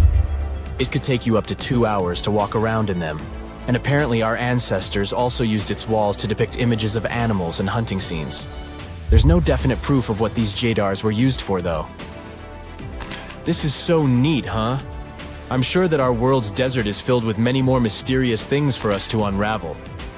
I guess I'll see you next time so that we can continue our... In November 1922, a boy walked through the desert mountains of Egypt and discovered some ancient steps carved into the rock. Subsequently, this find became one of the world's largest and most significant archaeological discoveries. This step was part of Tutankhamun's untouched tomb. Archaeologists found about 5,000 ancient objects, including jewelry, fabrics, painted vases, and funeral masks. You've probably seen one of them. It has become one of the most recognizable attributes of ancient Egypt. More than 100 years have passed since then, and now humanity has finally become close to another large-scale discovery, the tomb of Cleopatra. This queen was the last active ruler of the Ptolemaic Kingdom of Egypt, who sat on the throne from 51 to 30 BCE. There are many ancient records about Cleopatra, her reign, and her unusual personality, but until now, no one has discovered the secrets about her passing away in the burial place. So, one archaeologist, Dr. Kathleen Martinez, has been studying ancient records and temples around Alexandria for decades, and concluded that the tomb of the queen should be located under the ancient city of Taposiris Magna, founded in 280 BCE. It was a big city on the northern coast of Egypt, where tens of thousands of people were engaged in trade and industry, and it seems that Dr. Martinez's guesses turned out to be correct. She and a group of archaeologists have discovered a secret underground tunnel near Alexandria, with a length of about 0.8 miles. It was cut into the rock under Taposiris Magna's temple. During further excavations, they found many things that indicate Cleopatra's tomb lies in the tunnel's depths. It's also possible that she is buried there together with the Roman commander, Mark Antony. According to ancient records, Cleopatra and Mark Antony loved each other and together opposed the Roman Senate, which declared Antony a traitor. The fact that natural disasters have occurred on the territory of Taposiris Magna for thousands of years can complicate the excavations. Earthquakes and floods destroyed the city and possibly flooded its underground tunnels. But archaeologists hope the ancient tomb remains untouched, and that it hides many treasures and records about the royal life of ancient Egypt during the reign of the last dynasty. There's a chance that excavations will go underwater and in the mud. This will require much time and funding, but archaeologists are sure it's worth it. Anyway, it's too early to say that Cleopatra is really buried there, but scientists have found many things in the tunnel that confirm this, including clay pots, dozens of coins with the image of Cleopatra and Alexander the Great, as well as a bust with the image of the Egyptian queen. Cleopatra is still one of the most popular personalities in Egypt, on an equal footing with Ramesses III and Tutankhamun. She inspired many films, paintings, and books, but what made her so popular? She became famous for her inconsistency. She was a beautiful, intelligent ruler who pulled Egypt out of the crisis and made it a prosperous power. Medieval Arabic texts say she knew chemistry, mathematics, and philosophy, and may have written several scientific books. She knew several languages and had excellent diplomatic skills. At the same time, there are many legends that she was a femme fatale who drove many men crazy. However, there's no evidence that her beauty was incomparable. The image of a stunning model was created by Hollywood when it made several films where famous actresses performed the role of Cleopatra. And the Roman Emperor Octavian, the adopted son of Julius Caesar, specially created the image of Cleopatra as an insidious seductress because he was her enemy. Even though she was born in Egypt, Cleopatra wasn't an Egyptian. Her ancestors were Greeks, among whom was one of the generals of Alexander the Great. However, the people of Egypt loved her. She learned the language and was very sensitive to the traditions of this country. She knew the history, mentality, and customs of ancient Egypt well. She raised the level of its economy and strengthened its status as a world power. Much of this was made possible thanks to her cunning and impressiveness. She loved theatrical performances and lavish celebrations. She knew how to surprise people and put on a show. But behind the exterior image of a luxury lover was an intelligent and calculating ruler. Ancient Egypt was a rich, luxurious country, and Cleopatra did everything to increase its wealth and strengthen its position in the international arena. For example, she was once in conflict with her brother Ptolemy XIII. The queen knew that she wouldn't be able to resist him, so she decided to attract Julius Caesar to their side. The Roman emperor arrived in Alexandria, where Cleopatra wanted to meet him, but Ptolemy knew about her plans and was about to prevent her from coming to Caesar. Then, instead of a rich and noisy arrival, Cleopatra decided to make her visit inconspicuous. She wrapped herself in a carpet or linen bag the emperor's servants carried into Caesar's private chambers. Cleopatra emerged from the carpet and impressed the Roman emperor with her beauty and determination. As a result, they fell in love with each other and became close allies. After some time, she impressed another influential Roman for diplomatic purposes. She arrived to meet Mark Antony on a golden barge with purple sails and silver oars. Cleopatra was dressed in the image of Aphrodite and sat under a magnificent canopy. Her servants dressed like cupids and were blowing her fan and burning incense. But Cleopatra created such a show for a reason. She knew that Antony revered Greek mythology and considered himself the embodiment of Dionysus. As a result, he was so impressed with this woman that he ended up marrying her. Cleopatra defended her crown, strengthened her alliance with Rome, and bore Antony 3 children. In Egypt, they threw big parties and enjoyed wealth with power. However, the relationship of a high-ranking official with the Egyptian queen caused a scandal in Rome. Octavian was Antony's primary opponent in the struggle for power, so he exploited the situation to darken the competitor's reputation. He used propaganda to make Cleopatra an insidious seductress in the eyes of Roman citizens. He accused Antony of succumbing to her charms. The Roman Senate supported Octavian and declared Cleopatra an enemy. In 33 BCE, this conflict reached a high point when Antony's navy clashed with Octavian's fleet. The latter won and forced his enemy to flee to Egypt with Cleopatra. According to some records, they took refuge near Alexandria. Pursued by the Romans, they hid in one of Cleopatra's palaces and met their end. Some legends say that Cleopatra was an expert in poisons. She provoked a venomous snake, a viper or an Egyptian cobra, to bite her. Also, according to another legend, she pricked herself with a poisonous needle. There's a theory that Cleopatra always carried an ampule with poison inside her hairbrush. And when she was cornered, she soaked the needle with this poison and pricked herself. None of this can be said for sure. Scientists are still trying to find out the truth. Perhaps when they reach Cleopatra's tomb, the world will get more answers about her tragic fate. She is considered the last ruler of Egypt. After her passing, Octavian plundered her palaces and temples and returned to Rome, where he became the main emperor. He successfully ruled the country and expanded its borders. His reign ended when he turned 75. World history would have looked different if Cleopatra and Mark Antony hadn't lost that naval battle. By the way, did you know that more time has passed between Cleopatra's reign and Neil Armstrong's flight to the moon than between the reign of the Egyptian queen and the construction of the Great Pyramid of Giza? Armstrong took a step on the Earth satellite in 1969, 38 years after the birth of Cleopatra. And the construction of the pyramid took place in 2560 BCE. Imagine how long the history of ancient Egypt is. Cleopatra is closer to us in time than to the pyramids.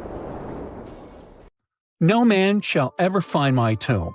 That's what, according to rumors, Cleopatra once said. Rumor has it really wasn't about the gender. She wanted no living soul to disturb her, and I think she meant that no human would ever discover the location of her grave. But, surprisingly, it was indeed a woman who was closer than anyone before to finally discovering the Queen's resting place. Meet Kathleen Martinez Berry, a criminal lawyer turned archaeologist. She got so intrigued with Cleopatra's story that she packed her bags and went to Egypt with no official support and even no permission from the authorities. All she had was pure determination to find the Queen's tomb. Now, you could say Kathleen had always been ahead of the game. She skipped grades in school, mastered piano, chess, swimming, and martial arts, and grew up listening to top intellectuals debating in her home. And she even got her law degree at just 19, and archaeology was her side passion. She had never actually been to Egypt, never dug up a single artifact. But her fascination with Cleopatra went all the way back to an argument with her father in 1990. That day, she walked into his library looking for a copy of Antony and Cleopatra by Shakespeare. Her dad, Fausto Martinez, a professor and legal expert, casually called Cleopatra a seductress. Kathleen wasn't having it. She fired back, arguing that history had been totally unfair to Cleopatra. The Romans, she said, wanted to destroy her reputation, and for centuries, people had just believed their version of the story. The debate went on for hours, and in the end, her father admitted maybe he had judged Cleopatra too harshly. That conversation changed everything for Kathleen. From that day on, she read every ancient text she could find, especially Plutarch's account of Cleopatra and Mark Antony. The more she learned, the more convinced she became that Cleopatra wasn't just some queen who fell for the wrong guy. She was a genius, playing a dangerous political game to keep Egypt independent. And the more she read, the more she started thinking, what if everyone had been looking for Cleopatra's tomb in the wrong place? That thought stuck with her. When she was caring for her second child, she earned a master's in archaeology. Multitasking. That reignited an obsession that would take over her life, uncovering the truth about Cleopatra. Even though most experts believe that Cleopatra's tomb, along with the final resting place of 13 other Ptolemaic rulers, lies somewhere beneath modern-day Alexandria, Dr. Martinez has a different idea. She believes Cleopatra was buried at Taposiris Magna, an ancient temple dedicated to Osiris, the Egyptian deity of the afterlife. But she still needed an ancient foundation plate. These plates, about the size of a smartphone, were placed beneath important temple structures and often contained inscriptions explaining when and why the temple was built. If she could find a plate that confirmed the temple was dedicated to Isis, Cleopatra's patron deity, she'd have solid proof that this was the right place to look. Nothing could deter Martinez. She excavated the entire temple site, digging deeper than anyone before her. Her team found coins with Cleopatra's name and face stamped on them. It meant Cleopatra had a direct connection to this site. Then, they uncovered something even more interesting. A tunnel used to bring water to people, leading straight from the temple into the Mediterranean Sea. So, if parts of the temple had already sunken into the water, could Cleopatra's tomb be down there too? Martinez needed proof to convince Egyptian authorities to let her search underwater. And, against all odds, she found the missing foundation plate. On it, the pharaoh offered a large area of Nubia to deity Isis. That was it, the confirmation she needed. The temple was indeed dedicated to Isis, proving her theory wasn't just speculation. If one temple was on land, Martinez suspected the second temple, possibly Cleopatra's tomb, had collapsed into the sea. She needed help from experts in underwater archaeology, so she reached out to Robert Ballard, the guy who discovered the Titanic. With support from the Egyptian authorities, she and her team began exploring the waters off the coast of Alexandria. And what they found was mind-blowing. Underwater, they discovered massive stone structures, some standing 6 to 10 feet tall, right where the coastline would have been thousands of years ago. They also found basalt blocks, the same material used in the statues from the first temple. That meant one thing: those weren't just random rocks. They were the remains of a lost city, buried beneath the sea for centuries. Now, we can only wait and see whether Martinez and her team will be able to unravel one of the greatest mysteries of the past left by the outstanding woman that was Cleopatra. Here's some backstory. After her father, Ptolemy VII, passed away, Egypt's throne went to both Ptolemy VIII and Cleopatra, or so it seemed. Cleopatra, just 18 at the time, allegedly married her 10-year-old brother. Yeah, ancient royalty had some different customs, though there's no solid proof of that.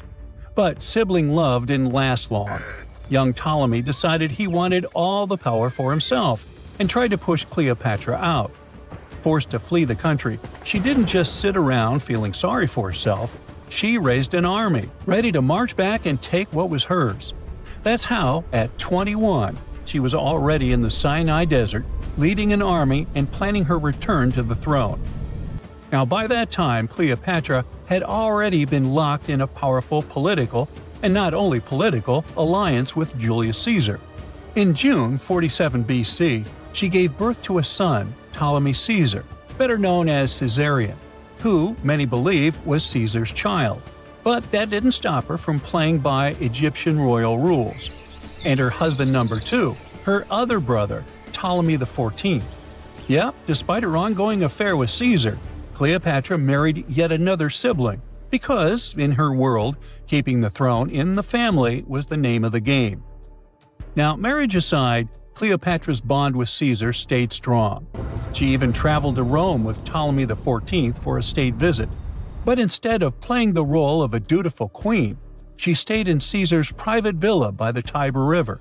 But after Julius Caesar lost his life in 44 BCE on the Ides of March, Cleopatra's political standing became shaky. To make matters worse, her brother-husband Ptolemy XIV passed away soon after, and some suspect Cleopatra had a hand in it, leaving her as the sole ruler of Egypt. Meanwhile, back in Rome, Mark Antony was rising to power as Caesar's presumed successor. Wanting to size up the Queen of Egypt, he summoned Cleopatra, and she did not disappoint. Sailing into town on a lavish barge dressed as a deity, Cleopatra made quite an entrance. Antony was instantly mesmerized, so much so that he left his third wife back in Rome and followed Cleopatra to Alexandria, where their relationship turned into a full-blown royal affair. The two had 3 children together. Together, they waged war against Caesar's adopted son, Octavian, in a battle for control of the Roman Empire.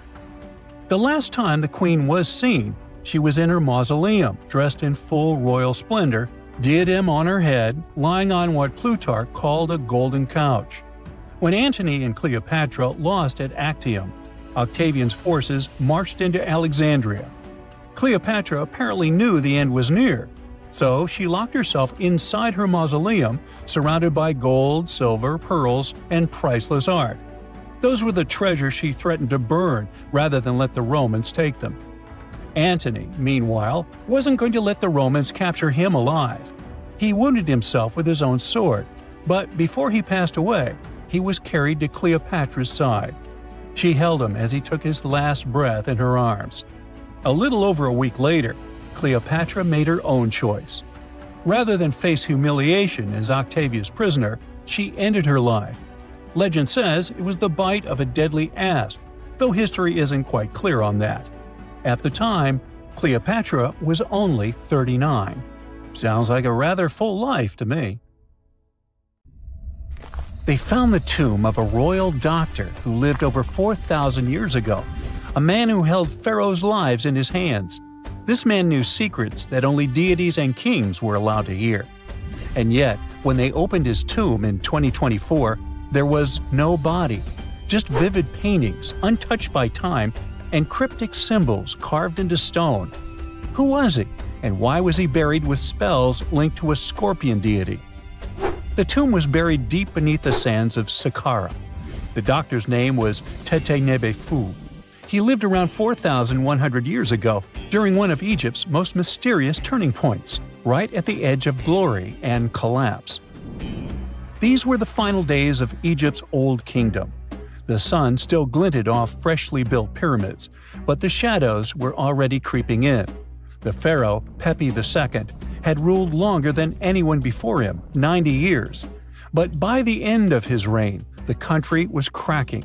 The power was slipping, the regional leaders were rising, and the Nile floods grew unpredictable. In this shaky period, the mysterious doctor thrived. His tomb was discovered by a Swiss-French archaeological team in the shadows of old pyramids. The weirdest part was that when they uncovered his burial chamber, they found no body, no golden treasures either. Unfortunately, the tomb had been robbed long ago. But what remained was something even more fascinating: the words and images left on the walls. The paintings are still vibrant, bright colors that somehow survived all those years underground. The walls show jars, containers, strange abstract patterns, and geometric shapes. And then there are hieroglyphs, lines and lines of sacred script carved with precision, like someone had poured their soul into every curve. These inscriptions revealed who Thutmose II truly was. Turns out, he wasn't just any doctor. He was the conjurer of Serket. Now, Serket was the female deity of scorpions, sacred and terrifying. Egyptians believed she could stop venom, heal bites, and protect the living from toxic elements. The title Conjurer of Serket meant Tete Nebi Fu was a specialist in treating dangerous stings and bites. And if he got an entire tomb for himself, he may have been Egypt's top expert in those things, a man who healed with both medicine and magic. But that wasn't all.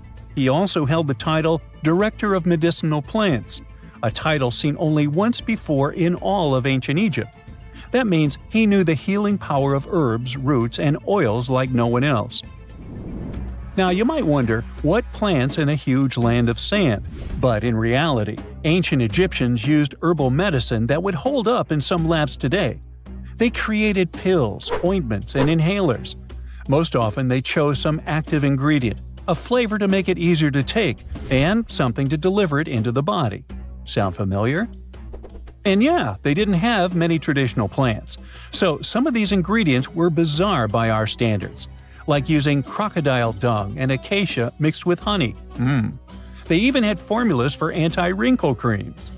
And apparently, our mysterious healer was also chief dentist. This title is almost never seen in ancient records. Evidence of Egyptian dentists is incredibly rare. Turns out, our ancient genius didn't just fight stings and study plants.